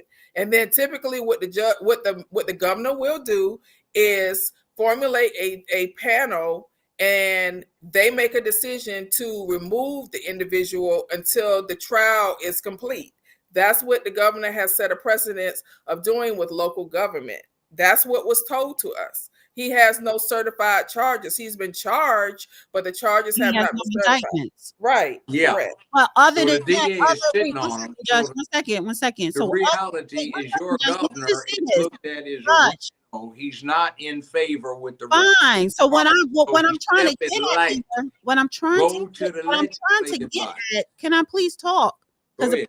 we actually going over, and I have to end this interview. But what I'm trying to get at is, if you have a former judge sitting here telling you, well, you could do this, my question is, and it's a concerned question as to, which is probably why y'all dealing with all this. Why is it that a councilman, not just you, but other council people, you don't know who to report a mayor to when they are corrupt or doing things inappropriately? That is a problem. That Our people point of escalation, no, it's not a problem, because we did what we're doing what we're supposed to do. Our point of escalation is first to do what we're doing. We have hired a third-party attorney to file an ethics complaint. In our charter, it has if the ethics complaint is substantiated, it has steps or recommendations the ethics board can recommend, and one is to request removal of the mayor. And then if that is done, then we have to take that to the superior court to, have a investigative hearing. And so we are taking steps that are within our confines. We have reported it to the district attorney. Judge Joe Brown just gave me some recommendations on additional steps that we can take. And so we wouldn't know to do that because our charter has defined on what we can do, and we are taking those steps. What Judge Brown, with the brilliant legal mind that he has given me some other options. And why would we know that? I'm not an attorney, I'm an accountant. But you are. That's all I'm doing. I'm making some suggestions. Right, but that's not in our charter. What he's saying is stuff that's not in our charter. What he's saying, listen. I'm a voter. I'm not a lawyer. I'm not a councilwoman. I'm not a politician. I'm a person that vote you people in. So if my mayor is corrupt, I'm gonna look to the city council. What are you guys doing? And we are taking the necessary steps. No, you're taking the necessary. That's a typical answer. But what I'm saying is, when you say, "Oh, I did not know that. Thank you for giving me options," but then as a voter, I will question, why don't you know how to remove or report a mayor? That is a concern. It is outlined in our charter how to remove the mayor, and we're taking those steps. We have hired a third-party attorney, and the third-party attorney is filing the ethics complaint on our behalf. In our charter, the steps of the council. So in our charter, it outlines steps to remove elected official. But you didn't know what the judge was saying. You didn't know you could do. The judge is talking about things outside of what's not in our charter. Our charter gives us a detailed breakdown on the steps we can take to remove an elected official. We are taking those steps. We're doing what we're supposed to do. What the judge is saying is some additional things that we could do. And no, we're not supposed to be privy to that. We're not a judge. We're not an attorney. We have a city attorney, and she didn't. This is my question. Like you just said, you have a charter of steps that you take. Right. And we are taking those steps. You're taking those steps. So if you are required to only take those steps, what the judge is suggesting is, how can it help your situation when you're only required within that parameter? What the judge is suggesting, what I am saying, that I would take those suggestions back and I would seek advice from our city attorney. We do have a city attorney. Our city attorney did not advise us to take those steps. Our city attorney has advised us to take the step that's outlined in the charter. And by the way, individuals on your town council can also approach each of those entities. Right. All right, we gotta go. Thank you, council. So I'm not Hold on. I'm not giving you legal advice. No, you're not. You just just giving suggestions. He's just giving suggestions. What I'm doing is giving you a breakdown of what the law is about. I'm playing professor here. So you might take this back, run it by your lawyers or the appropriate people, and see what happens. Mm-hmm. There are remedies. You don't just have to sit there and endure. So all I'm doing is trying to give people a perspective. Right. Thank you, Councilman Willis. Appreciate you coming on. Thank you, Dana, for reaching out to me. Hey, and, good luck, Ms. Willis. Thank you, Judge Brown. Good. I appreciate your advice, and I appreciate you all having me. It wasn't advice. I was just giving you. Oh yeah, I appreciate. I'm sorry. I appreciate your suggestions. I don't want. And I'll look into your suggestions, Dana. I really appreciate you. Yes, I appreciate you coming on again. If you want to come back on anytime, just let me know, and I'll have you back on. All right. Pray for us. All right. All right. Thank you. Have a good night. Bye. All right. We went way over, and there's other stuff we'll have to get to. I want to go to next.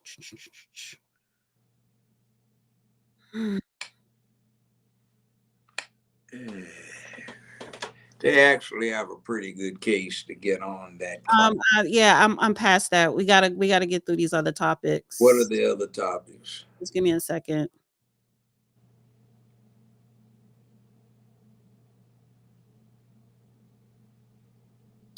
So Trump laid off FAA and federal employees, and he also fired over 200 FEMA employees. I know that you know about the Delta plane crash in Canada. Luckily, it was no casualties.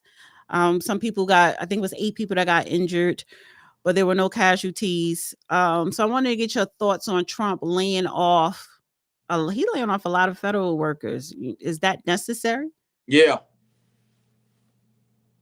Why do we have so many and you can't even get anybody to answer the telephone? Call a federal agency, press 1 if, press 9 if you can't speak English, and then press 1 if so and so, 2 if, and you go through the whole list, press whatever star or 0 to go repeat the list again.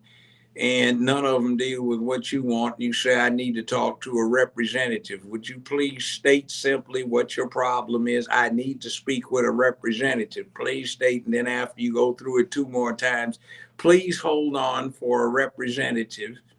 Why didn't you give me that in the first place? See, all of these people they have on, and they don't even have anybody that can man the telephone. So that means some people are not doing jobs. I tell this story.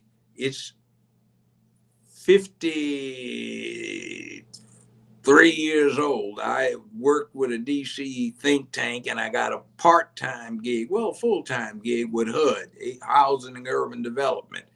So when I finished up the internship and I was going back to Los Angeles, I trotted down and I turned in my resignation. The supervisor got all upset. No, you'll ruin things. Just give me your forwarding address.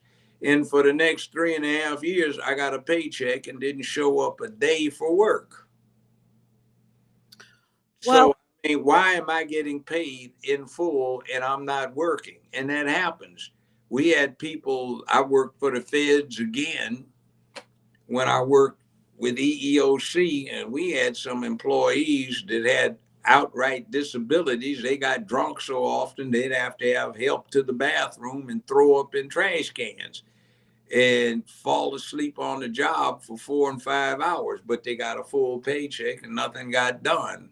All of them are dead now from cirrhosis of the liver, but nobody got them treated. So, I mean, these people get full paychecks and they're not doing what they're doing.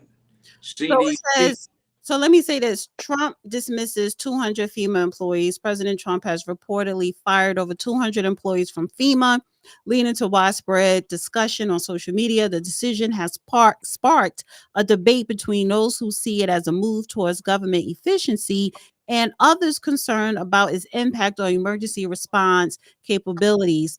While the exact numbers and financial implications have not been officially confirmed, this action has raised questions about the balance between fiscal responsibility and public safety. So FEMA is there for a purpose, but last week it came out via Doge that they gave what $60 million to hotels in New York City to house migrants. It's just Upscale hotels, 4 and 5-star hotels. right. And we They have gave homeless people in $700 North billion.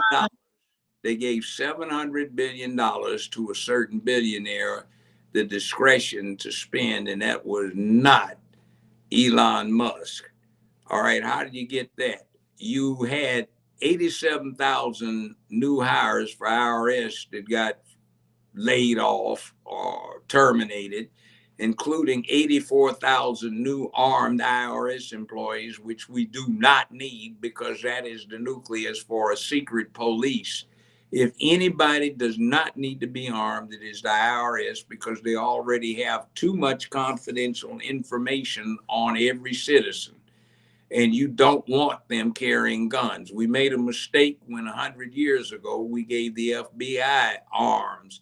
They had been a non-armed investigative agency, and that's what they should have stayed. And anybody that needed to be arrested, the U.S. Marshals could have taken care of it.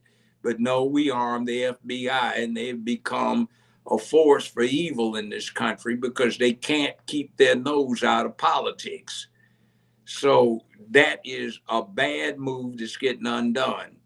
So it says FAA layoffs under Trump. It says the Trump administration has initiated the dismissal of hundreds of probationary employees from the Federal Aviation Administration responsible for maintaining critical air traffic control infrastructure.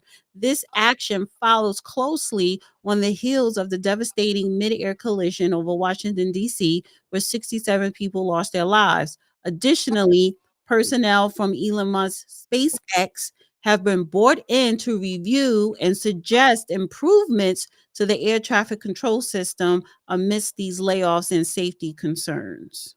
Yeah, that's a good idea. Somebody to come in who has dealt with efficiency rather than a bureaucratic situation where it's not.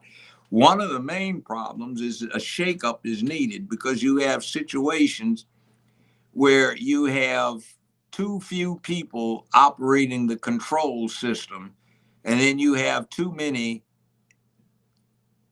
to not get in each other's way, and it's not rationalized as to where they are. Now, I ran off the end of the runway at DC International. They call it the Reagan International now. It's been a half century ago. The plane was in trouble. Hydraulics were going out. We orbited the runway for an hour. Nobody even told us we had a problem. We hit the runway, bounced, and wound up slithering nose gear into the river, and one landing gear collapsed. I'm flying on Delta to DC in a couple of days. So, yeah, okay. So with the FAA, the New York Times did a very extensive report on air traffic control and the horrible work conditions. And apparently, the Biden administration is supposed to have invested millions of dollars, but nothing was really done because it's a shortage. They have a shortage of workers because the workers that they have are being overworked and the conditions are not good. So FAA doesn't mean the people that's in the it means people in the air traffic control towers, but it's other positions. But I'm kind of glad to hear that SpaceX is coming in to, suggest improvements and to review, because it seems like when Elon Musk, he does have I'm not going to say a niche, but he when it comes to efficiency and taking stuff to see, okay, this is the problem, this is what will work or whatever, I would definitely say he's the guy. And apparently SpaceX is very helpful. Didn't he he lended SpaceX services to the hurricane disaster areas? Yeah, communications, satellite communications, and a lot of other things. See, one thing that's beneficial about SpaceX assisting in this is over the last 65 years, the U.S. slipped into a poisonous thing called cost plus. In other words, whatever it costs to do this, that the company charged, they'd get reimbursed, plus they get a fixed profit over top of it. So instead of being efficient in what they were doing, they would just be tax sloppy and do their business. And on the tail end of things, we get the profit anyway, and the people eat the cost of our inefficiency. I'll give you a classic example that had tragic results. There was a Boeing 747 Pan Am that went down right off of the Atlantic coast. It was outbound. They said at first that it was a terroristic act, and they implemented staunch controls through through security, TSA, the predecessor at the airports. And then it turned out it wasn't a terrorist act. What wound up happening was it was supposed to be a stray Navy missile. That wasn't what happened. I was a guest at the Boeing factory in Renton, Washington, and what an engineer confided in to me was it was a design problem. They had put more efficient engines out, and they had upgraded the 747. So to go the Atlantic route, they didn't need all of the fuel tanks. So they had the main fuel tanks and the wing roots that were empty, but the plumbing systems were still in place. And they had these pumps that were fine when they were submerged in a certain amount of fuel. So these tanks are dry, but fumes are coming in from other tanks, and these pumps would spark when they shorted out. So what happened is fuel, vaporized fuel, filled the tanks, and because of the flaw that Boeing knew about but didn't correct, a spark set this off, blew the aircraft up, and all these people died. So they left it that it was missiles from the Navy, maybe. And then after a while, it morphed into we don't know. But they didn't back down on the airport security. And they didn't correct the problem until finally they just said, we're going to have to do something. So they blanked off these tanks, and there was no piping coming in to deliver the fumes. But people died because of this kind of inefficiency. Well, now, I saw something else too that Musk is trying to correct. It doesn't take but about 26 to 30 some hours to build a 747 from scratch. A lot of the time is used up because parts come in from subcontractors that are deficient because they don't match specifications. So Boeing has to redo the parts on the premises that they've paid money for, that are part of what they get compensated for is cost plus their fee profit on top of it.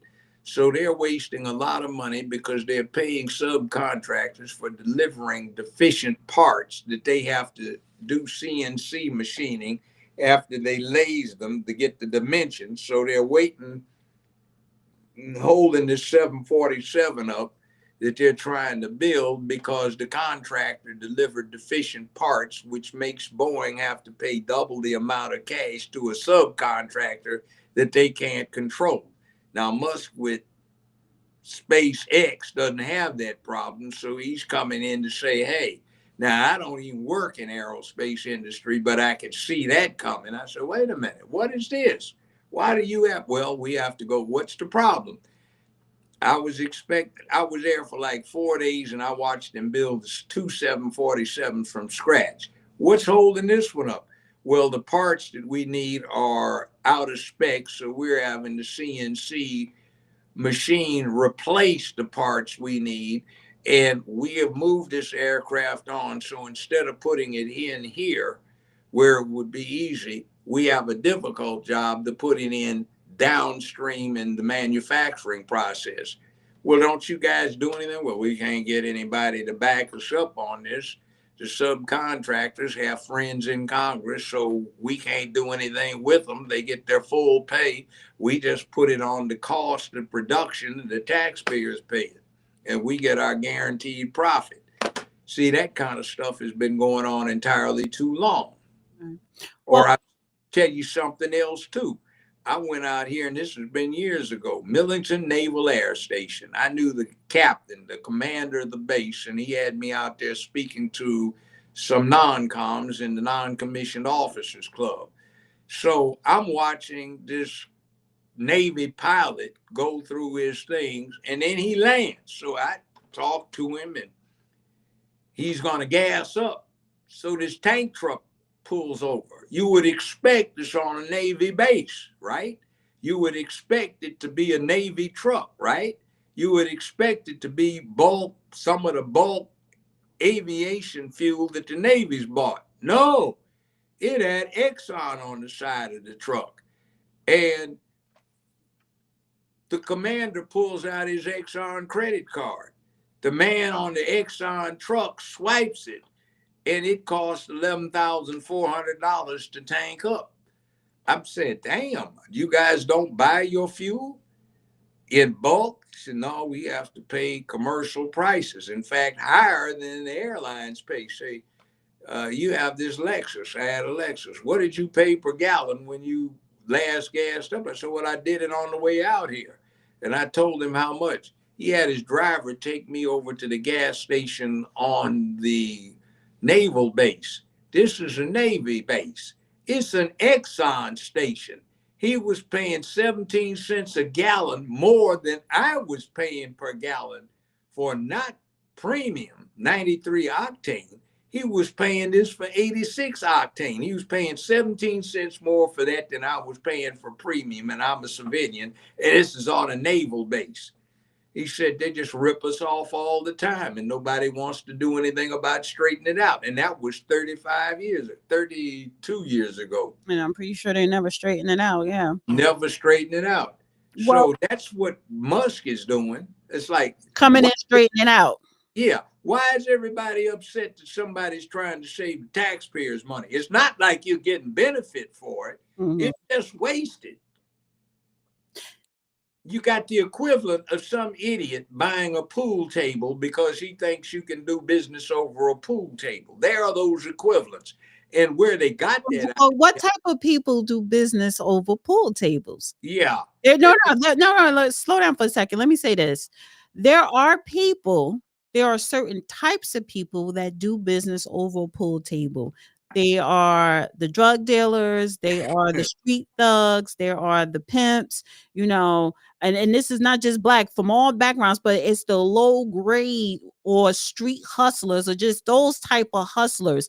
Now there are white upscale hustlers, but they're on a golf course. Yeah, So but now it's a difference of let me tell you where they got the idea. I know how they got it well. Remember when there was this stuff about the $550, $520 toilet seats? where? Oh, you're too young. This was before you were born. They had this big uproar where they did an audit of the Defense Department, and they found that the Defense Department was paying $523 for a toilet seat that you could get at Sears Roebuck for $19.95. What was going on is that was covering black ops, military stuff. So rather than appropriating money directly to, say, the CIA or some covert operation down in South America to deal with communist incursion and that kind of stuff, you couldn't bill that, but you would say $524 for a toilet seat, spend $19, $18 for a toilet seat, and the rest of the money would go to the defense effort without the Soviets being able to track it. So these guys got the idea, hey, look what they're doing for the Defense Department. Let's do that for ourselves. So a lot of the stuff in the budget not only is wasted, the stuff that isn't overtly, directly wasted is being used to finance stuff that nobody wants financed, like $6 million to do trans therapy in some African country that doesn't even want the mess in there. You see, that kind of thing. Well, let me bring this up. Trump's Daytona debut. So Trump's Daytona 500 lap, they're saying cost millions in taxpayer funds. So President Trump made an appearance at the Daytona 500 this past Sunday on the 16th. His visit included taking a lap around the track in the presidential limousine called the Beast and overseeing a flyover by Air Force One. I thought that was cool, which sparked discussions on the cost and spectacle of such presidential engagements. Critics have pointed out that the expenditure at the time when other parts of the country are facing challenges like floods, the audacity. That's part of the national prestige, and that builds up a spirit de corps with the whole United States. China, Korea, Vietnam, Russia, they have every year huge parades. And the United States says we can't have that because we can't afford it. No, but you can put up gay parades, gay pride stuff, BLM stuff, and waste money on nonsense like that. Why can't you do these traditional things where it gives the military an opportunity to do organizational stuff? You fly Air Force One over, you get practice in clearing this through air traffic control. You get clearance on being able to keep up with the thing when it's coming in at low levels, so you can get your military controllers used to looking at it in an unusual situation. You get an opportunity to clandestinely observe what's going on when the president goes around, and it's good every now and then for the president, the chief executive, fearless leader, to show his face without Yeah, trying to. I liked that. I Yeah, like what he did. I thought that was because listen, you as a president, you can't shake everybody's hand. You're not going to be in everybody's presence, especially when you talk about that's one of the largest events, in any sport here. So to do that, for me, looking at that, I thought that was cool and showing his appreciation. I'm here for you guys. I see you. I salute you. I respect you. And then I thought that was it. And then that plan landed, and he drove around the lap. I thought he did a lot. But see, you know what he did, and this is another reason why I do respect him. Those were his voters. Like, he is acknowledging his base. He not only is he doing what the voters voted him to do, and it hasn't even been 30 damn days yet. okay, and then I'm what's not wrong with? finished. I'm not finished. Let me finish. It hasn't even been 30 days. So I could just what he's going to do in the first 100 days, Biden probably did in the whole 4 years. He And didn't do that much in 4 years. I'm just saying, that's the equivalent that I'm giving out. So You're less being too than, less generous. than 30 days, he is answering the call of what the voters voted him in to do. You Okay, cannot deny that. let me ask you a question. What was John F. Kennedy doing when he was assassinated? He was in a car. Yeah, doing what? Well, On he a tour in Dallas. huh? So he was on a tour in Dallas, Yeah. Lincoln Continental, with the governor of the state of Texas. He's campaigning. So what was Trump doing? He drove around a track.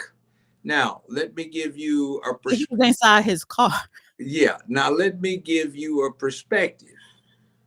Nobody said anything about what Obama did to major American cities. I was out there several times. He came to Los Angeles, and since he'd never been to continental U.S. much other than down in Texas visiting the Bushes while he was growing up, instead of taking the fast limo route down the 101 freeway and getting off, going down Santa Monica and getting to the Beverly Hilton Hotel where he was staying, he would take the slow route on the surface streets at 30 miles an hour so he could sightsee in LA, and then get up early the next morning and spend 3 hours, 4 hours touring LA, which caused the entire city to be gridlocked. So my chauffeur was very able in navigating Los Angeles. We'd have to go up through Bel Air Hills and Hollywood Hills and take all kinds of back things because the freeways were closed off. And this is during what would be rush hour traffic Los Angeles. And you see 6 cars on the whole LA freeway in 10 miles because everything's gridlocked thanks to Obama. So nobody says anything about him driving around, taking a cruise, watching LA City. He tied up LAX And one. that's taxpayer dollars. Yeah, and he tied up all of LAX, and everything got diverted to Orange County, out to LA County instead of LA Airport, because he wanted to take a tour of the airport, so he tied up LAX for 6 whole hours one time. Listen, when I saw the plane driving over the Daytona 500, I'm like, I want him to do that at every damn event. Like, I just thought it was really cool. And again, when you look at the base, of course, 20% of Black people voted for him, but his base, that's a major part of the base of the voters. Yes, you have the billionaires like the Elon Musk and all these people, Bezos or whatever, they come in there and they donate to his campaign, and they have more hands on when it comes to efficiency or blah, blah, blah, blah, blah. And they always say this, like the wealthy people kind of pick presidencies, but we, the people, are the ones that elect him. And listen, all of last year, I say the last 2 years, everyone from all backgrounds, all genders were on cold when it says we're going to vote you in because we are tired of this. We issued our demands and he's delivering. So He doing exactly what he promised to do. I don't know why yes. surprised. So today is President's Day, right? And here we go again. The legacy news, they're saying Trump's legacy overshadows President's Day. So on President's Day in 2025, Donald Trump presidency and his recent actions have dominated discussions across social media and public events. Celebratory posts from various supporters highlight Trump's legacy, while concurrent protests in major cities like DC and Boston reflect opposition to his policies and leadership style. Demonstrations against Trump administration, particularly his federal government overhaul plan, underscore the divide in public opinion. Let me say this. Republican Dwight Eisenhower, Democrat Franklin Delano Roosevelt had been at the top of the heap in being celebrity presidents. It wasn't Ronald Reagan, because Ronald Reagan wasn't exactly perceived as somebody that was actively in charge. He was more a figurehead. A lot of people like him, though. Obama didn't do crap. Biden certainly didn't do crap. Bush certainly didn't do crap. He was too damn stupid. His daddy was in between, neither that, neither this. Ronald Reagan was a great figurehead, but he really wasn't the person that was in charge per se. You have Jimmy Carter, who just tried to be nice, let everything out of control. Jerry Ford was a drunk. Richard Nixon had the ability, but he was too much a crook.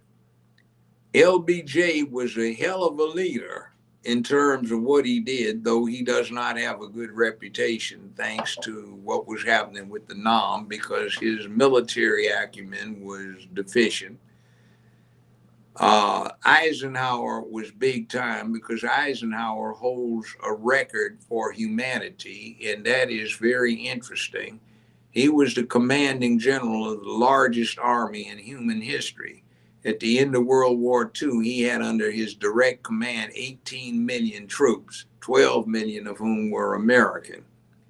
You had Franklin Delano Roosevelt, who in an unprecedented fashion got elected to 4 terms and was responsible for basically altering the whole trajectory of the country. You have to go back to Lincoln, and if you get back to Lincoln, the problem with Lincoln is Lincoln was hated by many, more so than hate Trump. Lincoln's cabinet was known as the secondary Civil War because of the overt warfare that the members of the cabinet were having with each other. And Lincoln not only did not get the majority in terms of the eligible electoral college, a good portion of it walked out and wouldn't cast a vote, but he saved the Union. So there hadn't been another president with this kind of acumen or acclamation since George Washington. So George Washington, historically Abraham Lincoln, he's one of the 2 presidents on President's Day, but actually physical control over the republic is Washington. It goes to FDR. It goes to Ike Eisenhower as a powerful man, LBJ, but his reputation was not great, even though he was a powerful president. And then now you have Trump, who is a celebrity. He is one of those people who, Rome would have given a triumph for, where he could parade through Rome, in his chariot with trumpets blaring, and there are the women throwing flowers as he was driven by. See, and I like that when you get somebody that can become a cultural hero.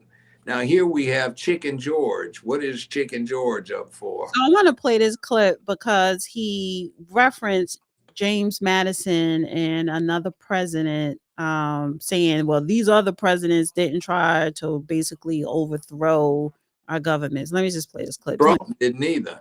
It's just 16 seconds. One day, our children's children will read American history. And can you imagine our reading that James Madison or Thomas Jefferson tried to overthrow the government so they could stay in power? That's what we're looking at. We're looking at American history. So they're saying, damn, that's so ignorant. Trump didn't do that. That's just some hypothetical mess. And what Trump's probably going to go down in history as is somebody that saved America from drifting over into the Nazi camp. This is fascism he's talking about. This is sheer fabrication. And well, that's the narrative. That's the narrative right now of the Democrats. So I want to play Hakeem Jeffries. Yeah, I want to play Hakeem Jeffries' comments. This administration is making America weaker across the world and creating the space for people like China and Russia to step in while hurting everyday Americans. Captain Chaos and extreme MAGA Republicans spent last year promising to lower the high cost of living and running away from Project 2025 as if it didn't exist. They've spent this year implementing the most extreme parts of the Project 2025 agenda, which will hurt the American people, while doing nothing, not a single thing, not a single bill, not a single idea, not a single plan to lower the high cost of living. In fact, the cost of groceries is going up, not down, including but not limited to the price of eggs.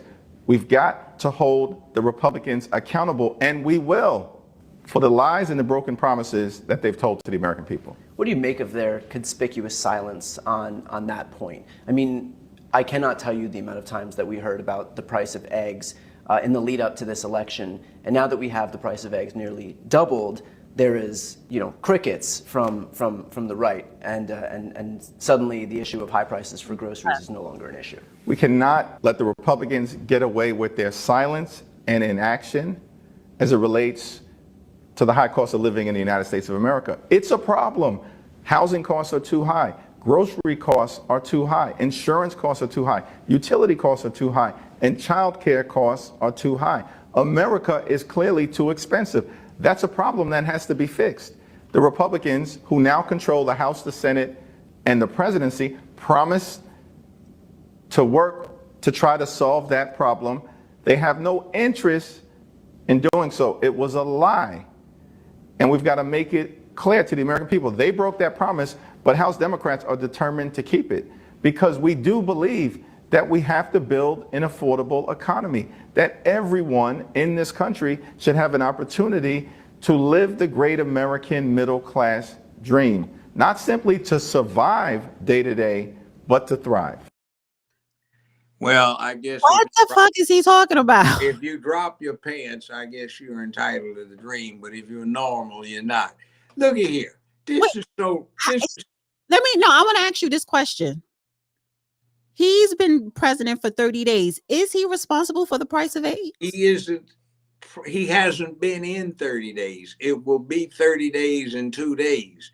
So let me put it this way. They expect him to undo in 3.5 weeks, which they messed up for 4 years. Come on now. That is ridiculous. What do you think he is? Got an S on his chest and a red cape? I think you think he is. Superman didn't do what he promised. He didn't move the whole building like he said he would yet. He's still struggling with it. This is the worst type of fascist crap. This Negro ought to be ashamed of himself. I can see right now they got him in a starched collar. Now he's being trendy, no tie on. He's minority leader. I know, for the Democratic Party. So the party of the old slave masters has gotten too lazy to do it themselves. They have a favorite house Negro to do it. Right. Literally, he's in the house and he's a Negro. So they have their house Negro trying to run the country. And that doesn't work because he sounds like an idiot. And Chicken George Sharpton sits out there. He's a preacher with no congregation, and he wants everybody to think he was ordained when he was still under 10 years old. And anybody fool enough to listen to a sub 10 preacher is too big a fool to worry about, like that person knows anything about life. And he's an embarrassment, and history will show that he misspoke, and he's had a long history of having what he supported revealed to be a farce, a lie, or a misrepresentation. Well, So what are the Negroes supposed to do? Flock behind a Negro that the white supremacists to put up? Because everything Sharpton and this house boy who runs the house is minority leader. They're talking this was delivered to them by the penultimate white supremacists, the Democratic Party that was founded 200 years ago to advance slavery, that 160 years ago started the Civil War, that after the Civil War imposed Jim Crow, the Klan, the Citizens Council, imposed segregation and fought like damn slee cats to keep black folk from getting their rights, the Dixiecrats.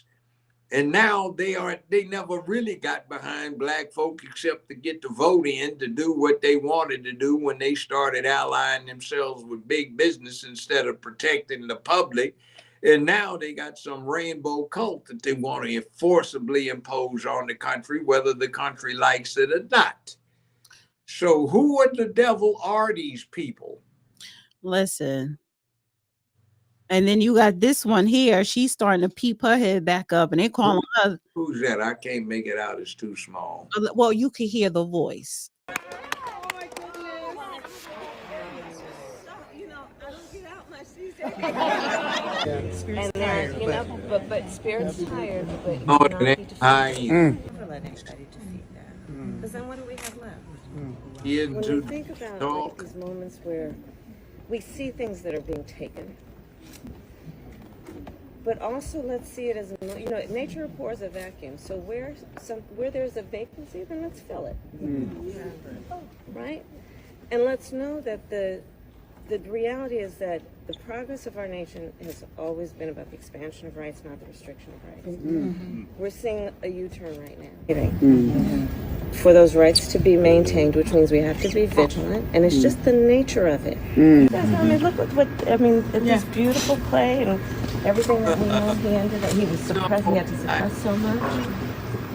But he knew, and he, how it's going, you know, like the whole thing comes out. right? Finish. These things all coexist. But I believe we fight for something, not against something. Right. And that's our optimism, right? Yes. Thank you so much. Thank you. All right. With that. That was embarrassing.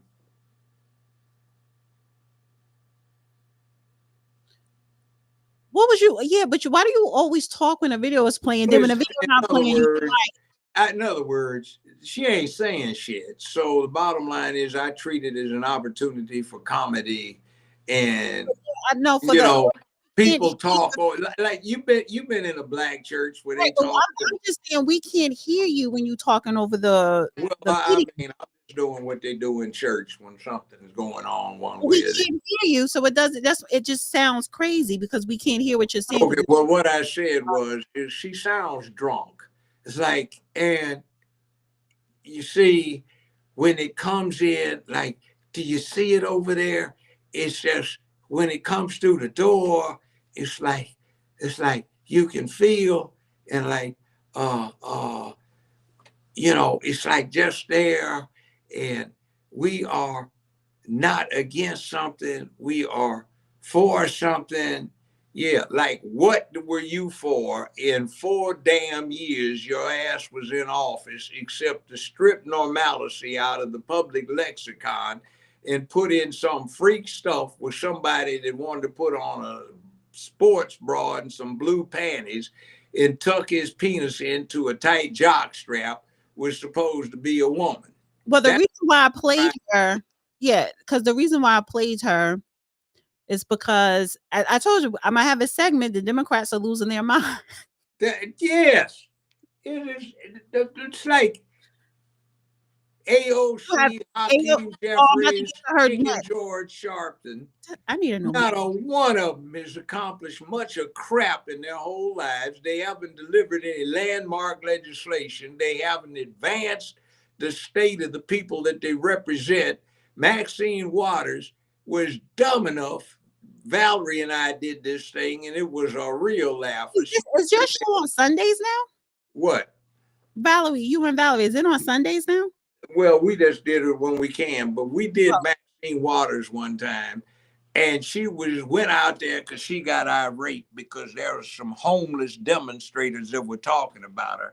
She got out there and said to the homeless, "You're an embarrassment. Why don't you just stop embarrassing yourselves and go home?" This guy said, "Lady, that's our problem. We don't have a home to go to. What's wrong with you?" Right. Well, it's like, do you get it?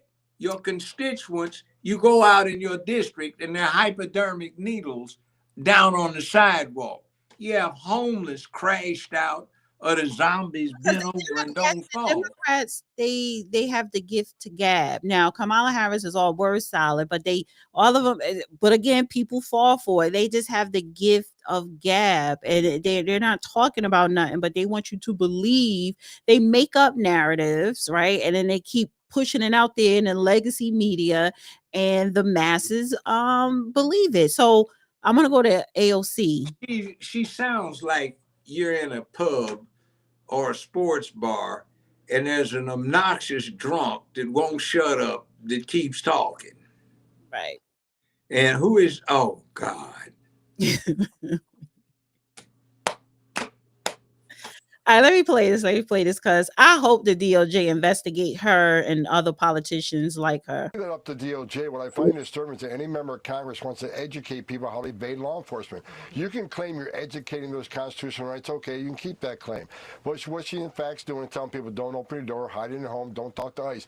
We're talking about people who are in the country illegally, committed a crime, they're a public safety threat, they've been convicted of serious crime, and they've been ordered removed by a federal judge.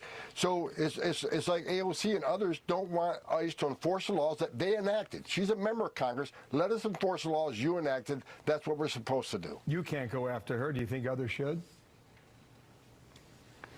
No, I think I've asked DOJ, where's that line of impediment, of interference? Now, if someone stands in your way, prevents you from arresting somebody, put your hands on it, that's impediment. But what line is telling people to hide from ICE, not open the door? Where do you cross that line on impediment? So I've simply asked the Department of Justice, give us that line. You have talked to them about this. That's what you're saying? Absolutely. Wow. Oh, they can indict her. What she says on the House floor is one thing, but she's been parading around in her district saying the same thing. So you can't do that. It's called Title 8, Section 1324 et seq. It says that it is a crime to aid, abet, give comfort, advice, to invite in illegally, to house, to feed, to attempt to assist or give aid in evading apprehension and prosecution. So all of these sanctuary cities are actually elements of a felony. And since they are agreeing, they are compounded and become conspiracies. They're all stipulated as being crimes under Title 8, Section 1324, etc. Well, they can go to jail. It carries a sentence of minimum time of 5 years in the federal penitentiary.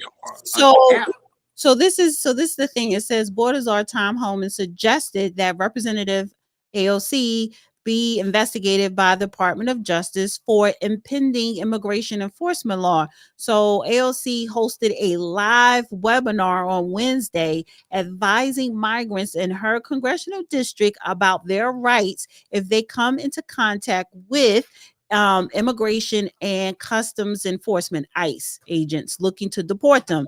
Quote, impediment is impediment, in my opinion, Holman said. Oh, we just read that. Let me go down. Why it matters. Trump made strict immigration measures a core component of his return to the White House, along with carrying out mass deportations. He vowed to prosecute anyone who impedes their immigration enforcement operations. That's called interference. You can be busted for that even if you are a congressman or a congresswoman, and that means House or Senate. So what she did, let me read this. What she did was, it's called Know Your Rights with ICE. A virtual event was streamed live on AOC's Facebook page, providing migrant viewers information on handling ICE search requests if officers arrive at their homes or workplace. It was 54-minute live stream. It was designed to inform migrants living in her district, which is the 14th district, and encompasses areas of Queens and the Bronx. What is this with this microphone? You coming through all right? No, I'm hearing some. It's on my end. I got to get a new microphone. The quote, she says, "Believe it or not, in America, everyone has rights." Okay, now let me break down what the rights are. You're innocent until proven guilty beyond a reasonable doubt and to a moral certainty. If articles of impeachment are returned against you, you are innocent of those articles of impeachment until you are convicted thereof by the appropriate authority. There are three grounds for impeaching and removing the president and vice president, let alone somebody who's a member of the House. One of them is bribery or extortion. The other one is treason, which is the only crime defined in the Constitution. And the third category is misdemeanors and felonies in office. So if you commit a misdemeanor and a felony in office, which is aiding and abetting, conspiring to give aid, comfort, to secrete, hide, or give an opportunity to evade apprehension to a fugitive, or to specifically an illegal migrant, then you are guilty of a crime and you would be I was sentenced going to ask you that. Yeah. guidelines. So that's a crime committed in office. So she's subject to being impeached, and she's running off at the mouth committing the crime. Do these idiots go out and advise themselves of the law? Now, 47 years ago, I broke into private practice when I had clients who were charged with harboring a fugitive, and I won all of the cases. And everybody's going, who is this new young lawyer in Memphis? So that's how I built up my thing. This is nothing new. It's not a new law. It's been the law for 60 some years. So here she is. This has been a felony. Title 8, United States Codes Annotated, Section 1324. And she's sitting here advocating, assisting, aiding and abetting, giving aid and comfort to people violating that law. It does not exempt you from your status. It specifically even says officials. So it's like, what the hell is wrong with these dummies? Whether it's somebody like this fool, a governor, a mayor, a chief of police, a sheriff, they all shoot their dumb mouths off, and they do the Fannie Willis routine of implicating themselves, incriminating themselves in criminal activity. I mean, it's absolutely amazing. And nobody is telling these idiots. See, you know what they've been relying upon? They've been breaking the law egregiously, but they've been relying upon prosecutorial discretion to not prosecute them. Now they have a new Attorney General of the United States, and every district is about to get, on Trump's authority, a new U.S. attorney for that district. All of these people are going to bite it. And see, all it takes, since it's federal, is somebody in some out area. I keep talking about Wesley Snipes. He did not deal with income tax evasion. He overpaid it, but he got indicted in a federal district that is located in an area where he never set foot. Look at Diddy. He got indicted up in New York.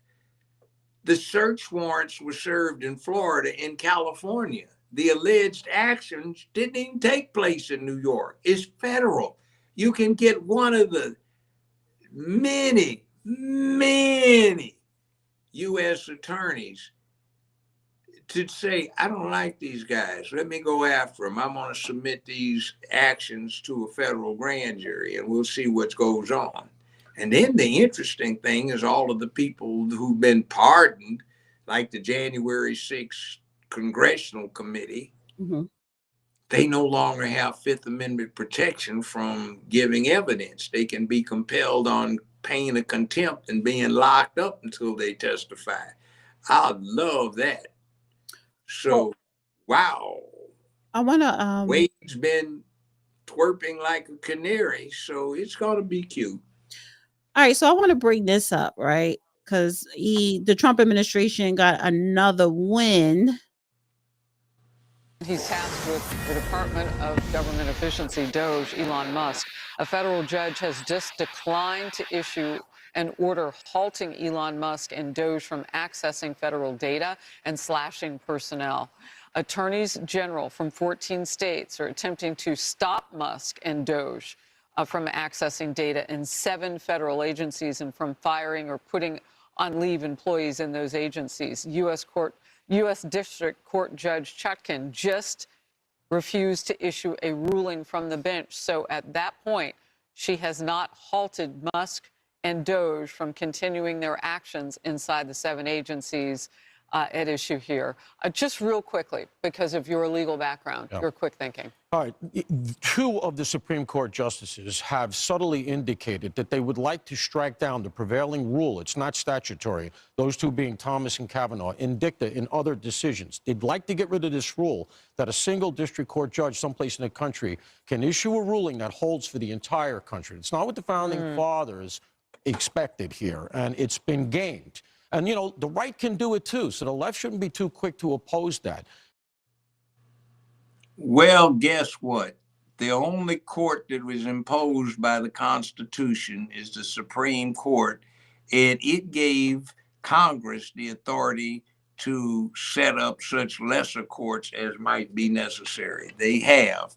And the procedural aspects, which have been set up and long established, dictate that things work themselves through the lower courts. Now, those of us who promote the Second Amendment, the right to keep and bear arms, are very glad that certain of these district court judges have overruled the Biden administration, and prior to that, the Obama administration and ATF in their unconstitutional restrictions upon the right to keep and bear arms. Most recently, the inane ruling of ATF, backed up by the Biden administration, to ban braces on pistols so that handicapped veterans can handle the things with some alacrity. ATF had issued ruling after ruling saying they were illegal, and on the prompting of the Biden administration, they reversed and said now they are illegal, and you have to pay a $200 tax or destroy the gun or disassemble it, or you have to have it declared as a short barrel rifle and get the $200 paid in and go through the years worth of background check to have it declared a short barrel rifle. Well, a federal judge in Texas said, it ain't gonna happen that way. And Marbury versus Madison from 223 222 years ago declared that the courts have authority to suppress unconstitutional action by a government authority. So that's what they're doing. It doesn't say who, it just says the federal courts. That's what the Supreme Court decision decided 222 years ago. One of the parties to that action was the President of the United States, Madison. Marbury got an appointment from the preceding president the day before he left office as a postmaster. Madison said, go to hell. Well, the Supreme Court ruled that what Congress did when they set the rule up was unconstitutional, and the president was not, or any other federal entity was not bound to follow an unconstitutional edict, and the courts had absolute authority to declare what was unconstitutional. It didn't say just the Supreme Court, but effectively that's what happens, because it goes up from the circuit court to the, well, from the district court where the trial judge is, to the circuit court of appeals where you have 9 justices. And then from there goes to the U.S. Supreme Court where you have 9 more. So there are a whole bunch of these federal judges all around the country, and any one of them can do it. So the remedy is not changing the rule. It's just to work it up. Now, with due respect to Clarence Thomas, he never tried a case as a lawyer, never handled an appeal as a lawyer. So he went directly from law school to being on the Second Circuit Court of Appeals, and then to the U.S. Supreme Court. So he's got his particular thing. He's useful when it comes to Second Amendment stuff. So let me add this. That's his opinion, Right. but it's only 2 out of the 9. So let me add this, because it says Doge has reported $55 billion in government savings so far, and a judge is allowing Doge to access IRS records. So he's already saving government billions of dollars. Now, my question would be, though, where the money that he's saving, where is that going to go? Is it going to relieve taxes for the Americans? Like, where are they going to allocate these savings, or these billions of dollars that he's Actually, it goes into a slush fund that Trump can spend on his discretion, and it saves the need to ask for more money next time around, which saves us tax dollars. Now, let me add this too, is another one. Doge has revealed that approximately $4.7 trillion in payments from the U.S. Treasury lacked a required identification code, the Treasury Access Symbol, TAS, which is crucial for linking payments to budget line items. This oversight made traceability nearly impossible. Following the revelation, steps are being taken to make TAS field mandatory, enhancing transparency in government financial transactions. Yeah, that all of the above. Now, the interesting thing is that you can't trust Musk to get access to the money I make. I make $43,800 last year. He's going to cheat me out of my money. Well, he probably had access to all of your records when you went through PayPal, when he was in charge of that operation. So, okay, next thing, do you think that you're more secure with a low-paid temp employee at IRS who gets full opportunity to look at all of your records? Do you think you're more secure with individual small banks who subcontract with the Treasury Department to accept your tax payments, so they don't go to the Treasury Department, but go to their banks, which is a boondoggle? Because it shouldn't. It should go to the Treasury Department directly. And then on behalf of the Treasury Department, pay your tax refunds to you. So when you get the bank check, it doesn't say U.S. Treasury Department. It says they're a private bank, but they have your social security number, all of your records. And you want to whine about Musk getting this? And by the way, Musk has a top secret clearance, because guess what? He builds missiles that can carry humongous warloads if they were converted to ICBM status. He has the trajectory information that the most advanced computers in the world set up so you can get to Mars and to the outer planets. It was him, not Boeing, that was able to bring back the last crop of astronauts from the International Space Station because the Boeing capsule was stuck up there. It wasn't working. He's the one that's got Starship, which is the most powerful rocket ever made.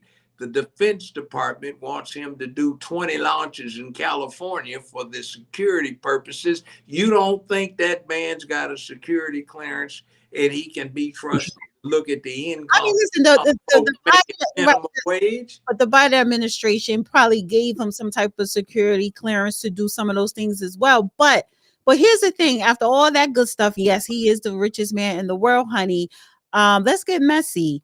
He welcomed his 13th child with a social media influence, Ashley St. Clair. So all that good stuff you just laid out with his wonderful resume, nobody ain't talking about that. They talking about the 13th child and his baby mama drama. So this is his wait, 1 second. Let me just lay it out and then I'm gonna let you go. So Elon Musk, he has 13 children now with 4 different women, but that ain't the case though, because he has enough money to father 300 kids. However, the baby mama, the last one, she's being messy because she takes to X and go, Elon, we have been trying to communicate for the past several days and you have not responded. When are you going to reply to us instead of publicly responding to smear from individuals who just posted photos of me in underwear at 15 years old? And so Elon just replied with one word, wow. Well, you know how ridiculous that sounds. There is one other equally ridiculous thing in American history. Ike Eisenhower was commander of the D-Day invasion, June 6th, 1944, the biggest invasion in human history that turned world history around. It was a touch and go thing. His wife sent him a famous telegram. The telegram said approximately this. It says, how dare you? I've seen you in these newsreels. You have ignored my request to look at the paint chips for the new home that we got in the DC area. Why do you treat this invasion as more important than my choice of paint for this apartment? I see you in all the newsreels with all these young men, and you're neglecting me for them. Like you, heifer, what is the matter with you? This is one of the most important moments in human history, and you want to berate your husband, who is the military commander-in-chief, because he's paying attention to this life or death thing, dealing with Adolf Hitler, and who's going to prevail. And you worried about some damn paint chips because you decided to paint the den in the new home you got in DC. Well, what's your point? The point is stupidity. Like she wants to go to X to raise stupidity. About what? You keep that to yourself. You make yourself look like a fool. In other words, this is old-time gossip column nonsense. You're worried about the history of the country if you are a good citizen, and here's some fool trying to be petty. And she's taking herself off of the last column, back page of the last section of the newspaper where the gossip nastiness was preserved, and getting to the front page. What's wrong with her? Well, she's upset because she's saying that because this is your platform, somebody posting a picture of me under the age of 18, you should have been on top of that and been in communication. She saying us. I guess she meant her and the newborn that was born a couple of months ago. And I'm like, he is one, if not the most powerful man in the world. He's the wealthiest, and you baby mama number 4. And I just want to say this for the record. I don't want to hear nobody say anything about Black mothers and Black fathers and baby mama baby. I don't want a Black face on the title of baby mama drama. Because this man is worth how much? $1 trillion? No, he's supposed to be worth a net of $500 billion. $460 billion. Almost $500 billion. Yeah, and the thing of it is, that's bigger than the And education. you up here talking about baby mama drama on X, trying to out your baby daddy, who he ain't put a ring on. You baby mama number 4, honey, living well. Yeah, so shut up. That's a You nice just look foolish. segment. Keep your mouth shut and act like you got some class. I don't want to see a black face. Anything with baby mama drama. Elon Musk should be the poster man, the poster guy for that, poster boy. So, all right, moving on to serious stuff, right? Let's get back a little bit into politics.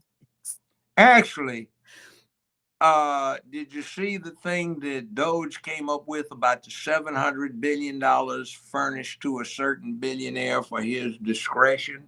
It wasn't Musk, it was another one. Oh, And no. it's some of it's on X. Alex Jones has been pushing the release. See, the mainstream media tries to keep it quiet, but you can count on Alex Jones bringing it to the light of day. $700 billion that over the last few years, this one billionaire has had at his discretion. And it's like, why did you do it? What is wrong with you? This guy on X posted underneath that post, commented, being funny, I am pregnant with Elon Musk's baby. I didn't want to say this here, but it's out now. Please respect my privacy. So it's like a stab at the baby mama. You want people to respect your privacy, but you announcing your personal stuff on X for everybody to see. And that, you know what would have pissed me off is his response, which was a good response. It's just one word, wow. That really pisses a woman off. Well, basically what's happening is the Democrats are demonstrating that they do not trust each other, nor that they trust the citizens of the United States. So they can't get it that some people, until proven to be dishonest, should be given the opportunity to be trusted. You sit on the bench, you're supposed to be worthy of trust. You preach from a pulpit, you're supposed to be worthy of trust. You are somebody's lawyer, doctor, a dentist, nurse, therapist.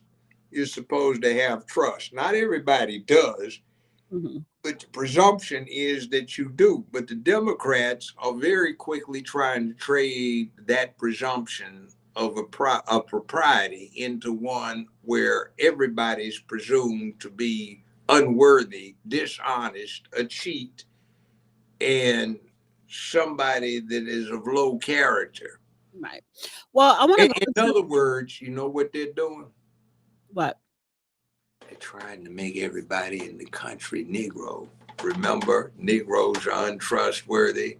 Negroes are dishonest. So they're showing their slave master thing when they're trying to spread that distrust of people because they just happen to be people to the whole public.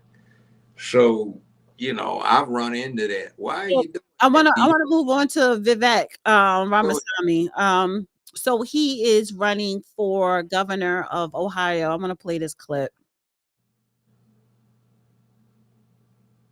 Swamy is expected to launch his bid for governor 1 week from today on February 24th. But what are his chances of winning the chance to lead the state of Ohio? That's a question for all the pundits. But what we do know tonight is that Ramaswamy says this won't be your usual gubernatorial dog and pony show. Tonight, 10 TV political reporter Doug Petcash shows us the first step the possible candidate for governor took to get himself to this point.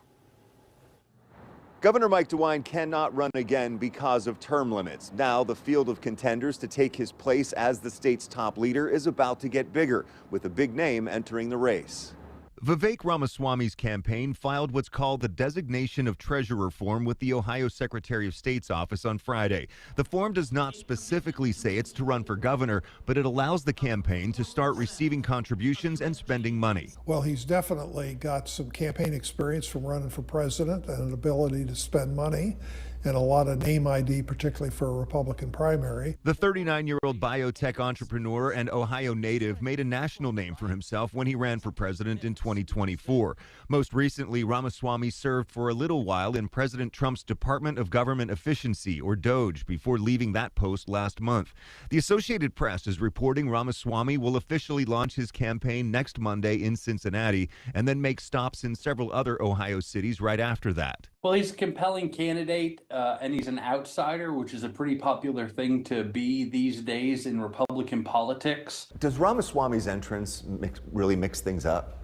Oh, it makes it fascinating because clearly I was told today that he's already signed up to do 26 different Lincoln dinners in different parts of Ohio. Two other Republicans are already officially in the race. Heather Hill was appointed by Governor DeWine to serve on the Martin Luther King Jr. Holiday Commission in 2023. Attorney General Dave Yost announced his candidacy earlier this year. David has a lot of support among Republican primary voters and donors and other things, but the race can change on the dynamics of who gets in and when they get in and how all that works. And a wild card could be new Lieutenant Governor and former Ohio State football coach Jim Tressel. When 10 TV asked if he would run, he said he is focused on helping Governor DeWine in his final 2 years in office. He's certainly got name awareness, his ability to raise money, to attract a crowd, to be known and create some excitement all around Ohio. The battle for the Republican nomination for governor will now play out over the next 15 months. The primary election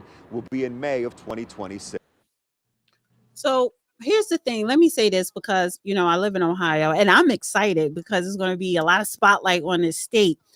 But I am an outsider living here now. But what I have picked up and come to know is that Ohioans prefer their in-house season elected officials. So they prefer to elect people who are in-house season politicians. So I do know the Governor DeWine, he is putting his support behind the woman who, is seasoned. They don't really tend to, elect outsiders, but Vivek did grow up in Ohio, so he is an Ohio native, similar to J.D. Vance. And J.D. Vance became senator of Ohio. I think he is a good contender. Now, will he make a good governor? I want to ask you that. Maybe. I think he will bring a lot of innovation to the state of Ohio. And honestly, I think his goal is to put Ohio on the map as maybe the utopia of the Midwest, right? So what are your thoughts? Do you think my analysis is a typical politician today has the political connection but lacks the administrative ability? He certainly has the administrative ability. He's been running a large business for a while and he's got that expertise. As the political connections, as far as that goes, being part of MEGA, he is subsuming some very viable political connections that are already in place for him. So I think he'll do well. He's got the energy, he speaks well, he's perceptive, and he's not beholden to somebody. See, that's important. He's not beholden. Too many of these politicians, when you look at them, they've been on a salary that is maxed out right now at $174,000 a year. When they started out, it was a lot less, but they're worth $35 million, $85, $95 million.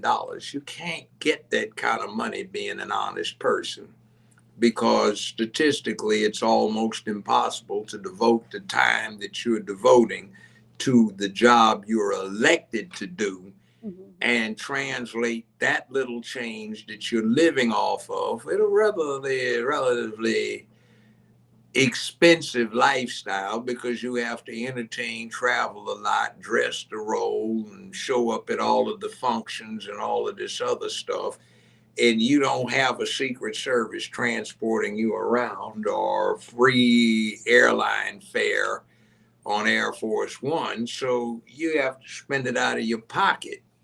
Right. So with what they have to spend, the time they have to spend is related to what they get elected to do over the years. There is no way in the devil. Statistically, it's impossible for them to become these multimillionaires that they become without being corrupt. First of all, you get on my nerves sometimes, and you know why?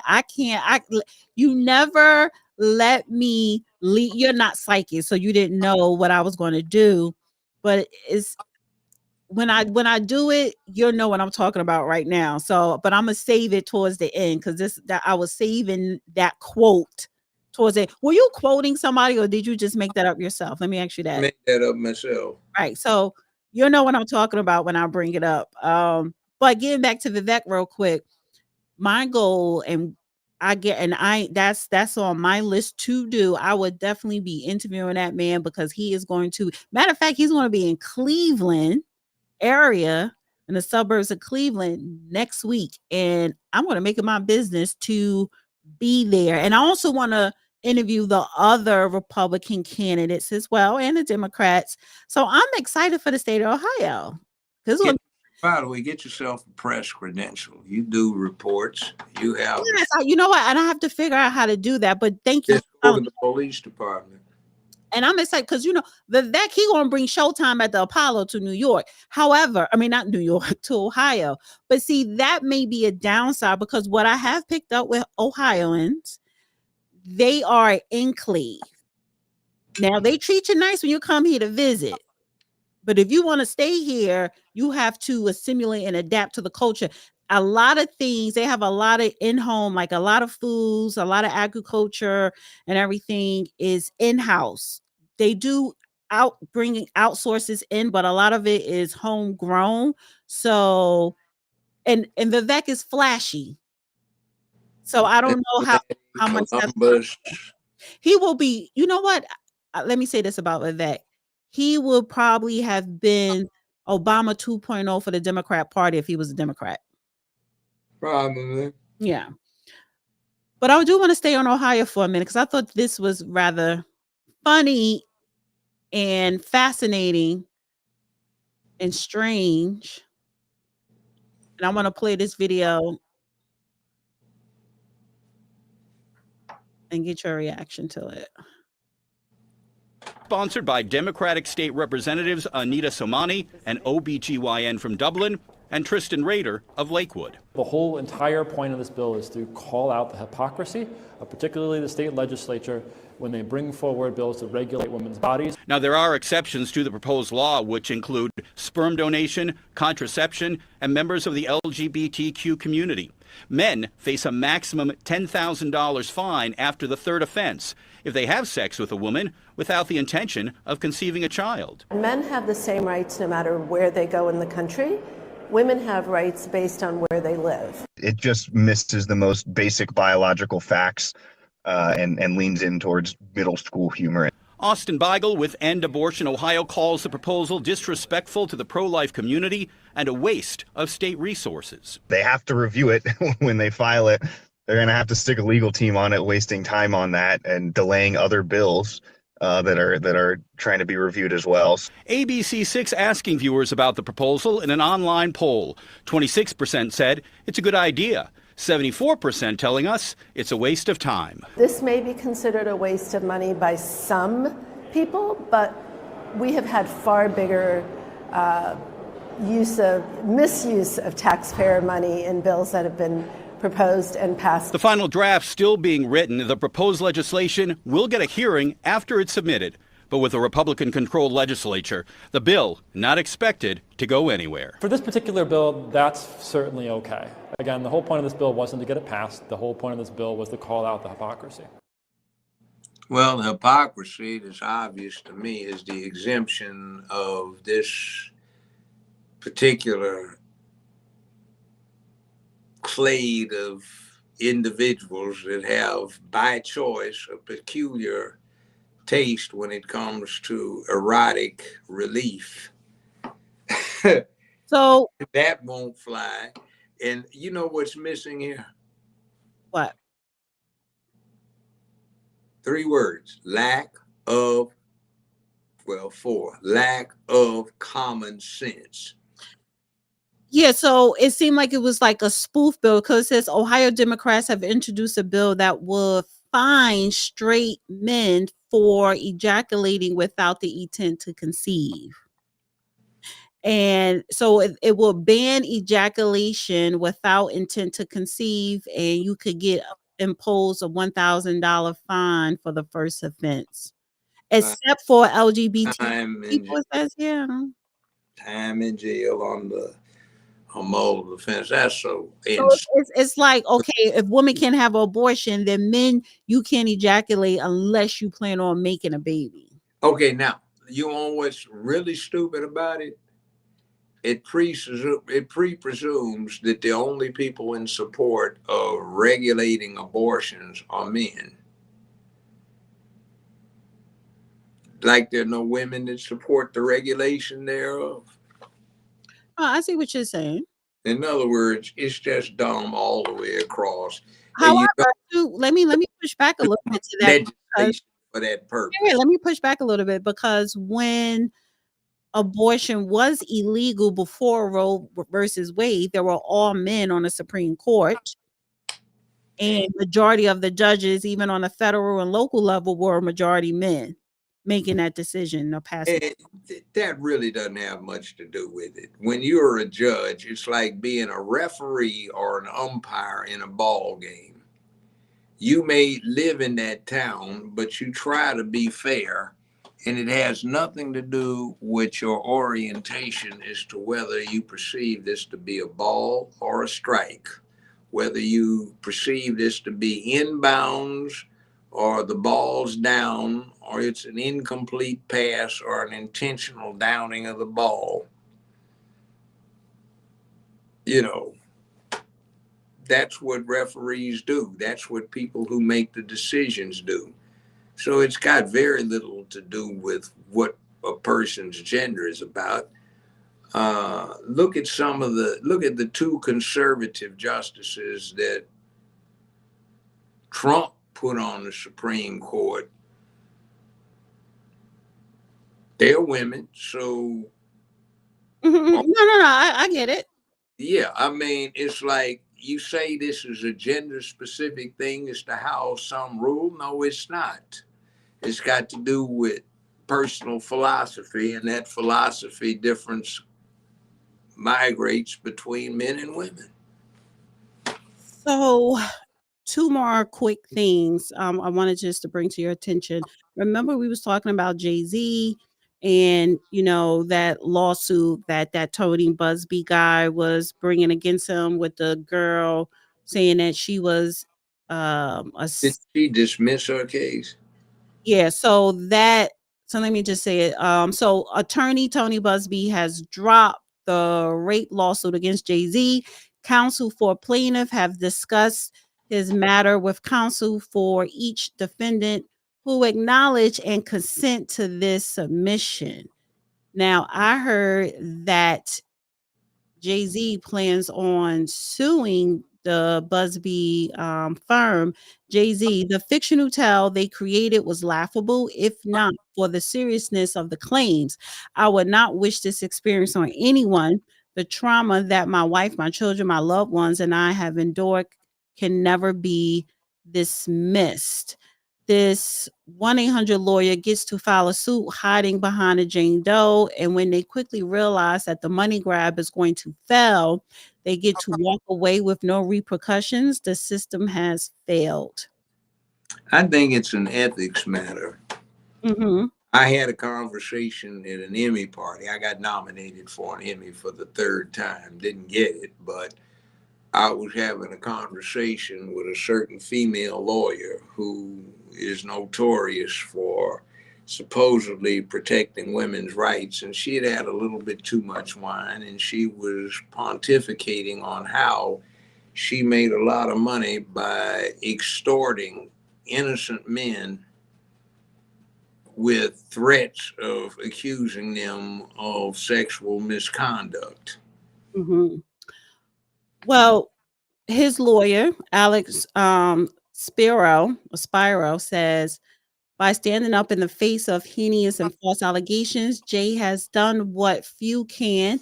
He pushed back. He never settled. He never paid one red cent. He triumphed and cleared his name. So the charges were dismissed with prejudice, which means it can't be Brought again. huh? That means it can't be brought back up again. And she also indicated Diddy in that charge too. So it's this dropped for that. Jane Doe dropped the charges against Diddy as well.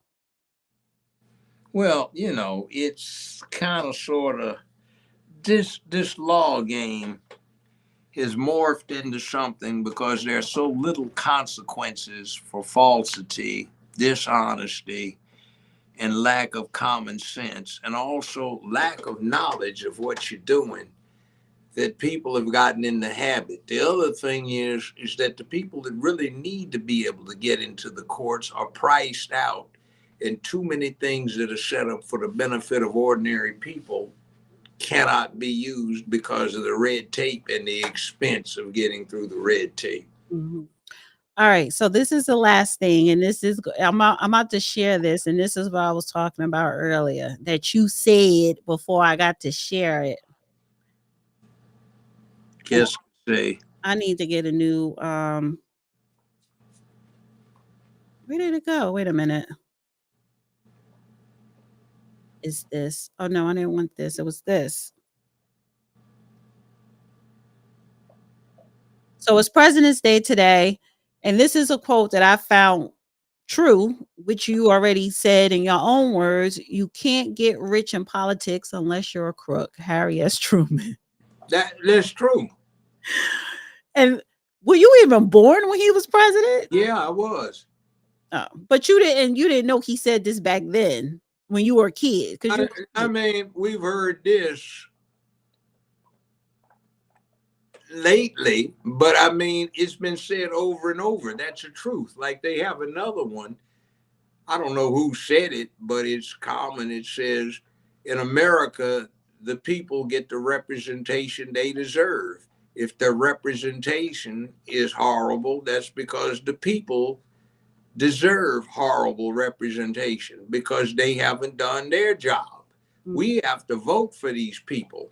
And if we're too lazy, we're too stupid, we're too ignorant to figure out who to vote for, then it's our fault that we get less than satisfactory results. And the other thing on this line is term limits. A lot of people, when they talk about term limits, and I mentioned this to you a few days ago, it's not your congressman that is bothering you, it's somebody else's. So they need to be turned out. In other words, they've sat in there as long as going on. Now, all of the time when there's an election cycle, sometimes many, sometimes a few people who are incumbents don't make it because somebody defeats them. Mm-hmm. We just got through hearing about somebody who defeated the incumbent. This fool down in South Fulton, the mayor. the incumbent. Now, is that a term limit problem? You got a fool in there. They elected a fool, and they're stuck with a fool who's already messed up 4 years. Now he wants to run for 4 more. If they return him to office, that's their problem. You don't need term limits to escape that kind of mess. You need good sense. Mm-hmm. So let me get to the super chats real quick. Thank you, Walter Wilborn, for the super chat. Thank you, Chief Rocker. Whew. How you doing, Chief? I highlighted this one earlier. It's not a super chat, but I'll deliver Alto liver. He's African. They are being African mayor of East Cleveland, ran the suburbs into the ground. He's now. I'm actually going to do a expose on East Cleveland. I'm about to come out with this Ohio content. Hi, Veronica. I made it, but I'm late. Greetings, Miss Dana and Judge Joe Brown. Greetings, beloved. Here. Thank you, Jay. Says, until I see an arrest, it's all just smoke and mirrors to me. By the way, Dana, you look very beautiful tonight. Thank you. And thank you, 1-800 Black. He says, he's been a member for 29 months. Love you. It says, Judge, I do not like the idea of Musk having all of that trust moving into the future, even so. What do you talk? I don't get it. There are many people that are not elected that are privy to the highest secrets of the United States. They work for the Defense Department, they're private contractors, they work for Boeing, North American Rockwell, Grumman, Martin, you name it, and they are privy to the highest secrets. The banks, they are privy to all of your information, seasonal employees that are high school dropouts. Yeah, it's like so many people. Yeah. And you have all these leaks. Why are you worried about Musk, who has a top security clearance and could have cleaned out a whole lot of people when he was running PayPal? He already got our information from that. Yeah. And like nobody's stealing this information and the government isn't involved in the process and China isn't getting it and your banks aren't selling you out. I mean, I've had 2 or 3 instances of fraud in the last 5 or 6 years involving a bank I do business with that comes out to be internal fraud, not somebody from outside. So what are you supposed to do? Well, so we are doing an X Space tomorrow, but that's going to be it for the week because you're going to be traveling. I want you to have a wonderful, safe travels. You have a busy, busy week. You're going to be. Should we tell people where you're going to be? Or no? I don't want to know. Okay, you're going to be. I got my tickets and my hotel accommodation. All right. Well, arranged in both places. So when I end this, I'm gonna call you so we can talk about it. But I want you to have a wonderful and safe trip. We're gonna do X Space tomorrow, and then that'll be it for the week with you. All right. Sure. I might even do something from the locations. Do what? With who? I mean, yeah, all I need is a cell phone and a plug in, but I don't think don't fill me up with lies, honey, because whenever you take your ass out of town, you busy, you be running the streets. You be in them streets heavy. So don't sit up and say I might. It's just you're not going to do it. You're going to be too busy. I still haven't got my birth certificate. Yeah, well, that means you get to stay in the country a little while longer because you'll be overseas somewhere if you had your passport. No, I mean, seriously, they already sent out notice that after the first week in May, your ordinary driver's license will be no longer admissible to get you on an airplane. And people be thinking, oh, leave him alone. He old. Like, this man is not no elderly. Like, y'all don't understand. He be outside, but he be playing so coy. That's why I be getting on him. Like, no, he be outside. Many times he done stood me up because he outside somewhere. And he about to be inside. Yeah, he about to be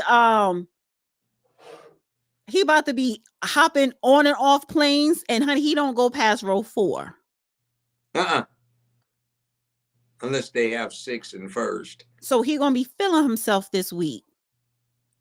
I think it's row 2, row 3, and row 4. I'll see. Yeah. He out moving, shaking, and popping at what, 78? Not quite, but almost. Oh, you gonna be 78? You 77 or 70? What old are you? 77. Okay. Yeah, he be out moving, shaking, and popping. So Got girlfriends mad hold my ass. or got women mad at me. Women stay mad at you because you always doing something. Try to find one.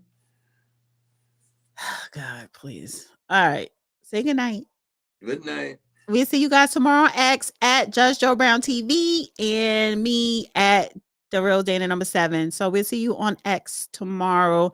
Bye, everyone. Did I send you that copy of the screenshot I got off of X about fees? Oh, yeah. We never discussed that. A lot of people do that. But yeah. So I'll call you as soon as. That's not overall. That's for one And post. I know, but I'm going to call you after the outro. Okay. And by the way, I'm having difficulty finding that again. Finding what? What I sent you a screenshot of. Oh, you want me to text it back to you? No, I mean, I know where the screenshot is. I'm just having a hard time finding it on X. Oh, yeah. I accidentally touched something at the bottom of the screen, and I said, what is this that just came up? And yeah, I'm trying to figure out what I did to bring it up because I can't get it up again. Oh, okay. Well, I'm going to call you as soon as. Now, I can get that up, but I couldn't get this. All right. I'm going to call you when the outro is done. I'm going to call you back when the outro is done. All right. That was Bye, everybody. Good night.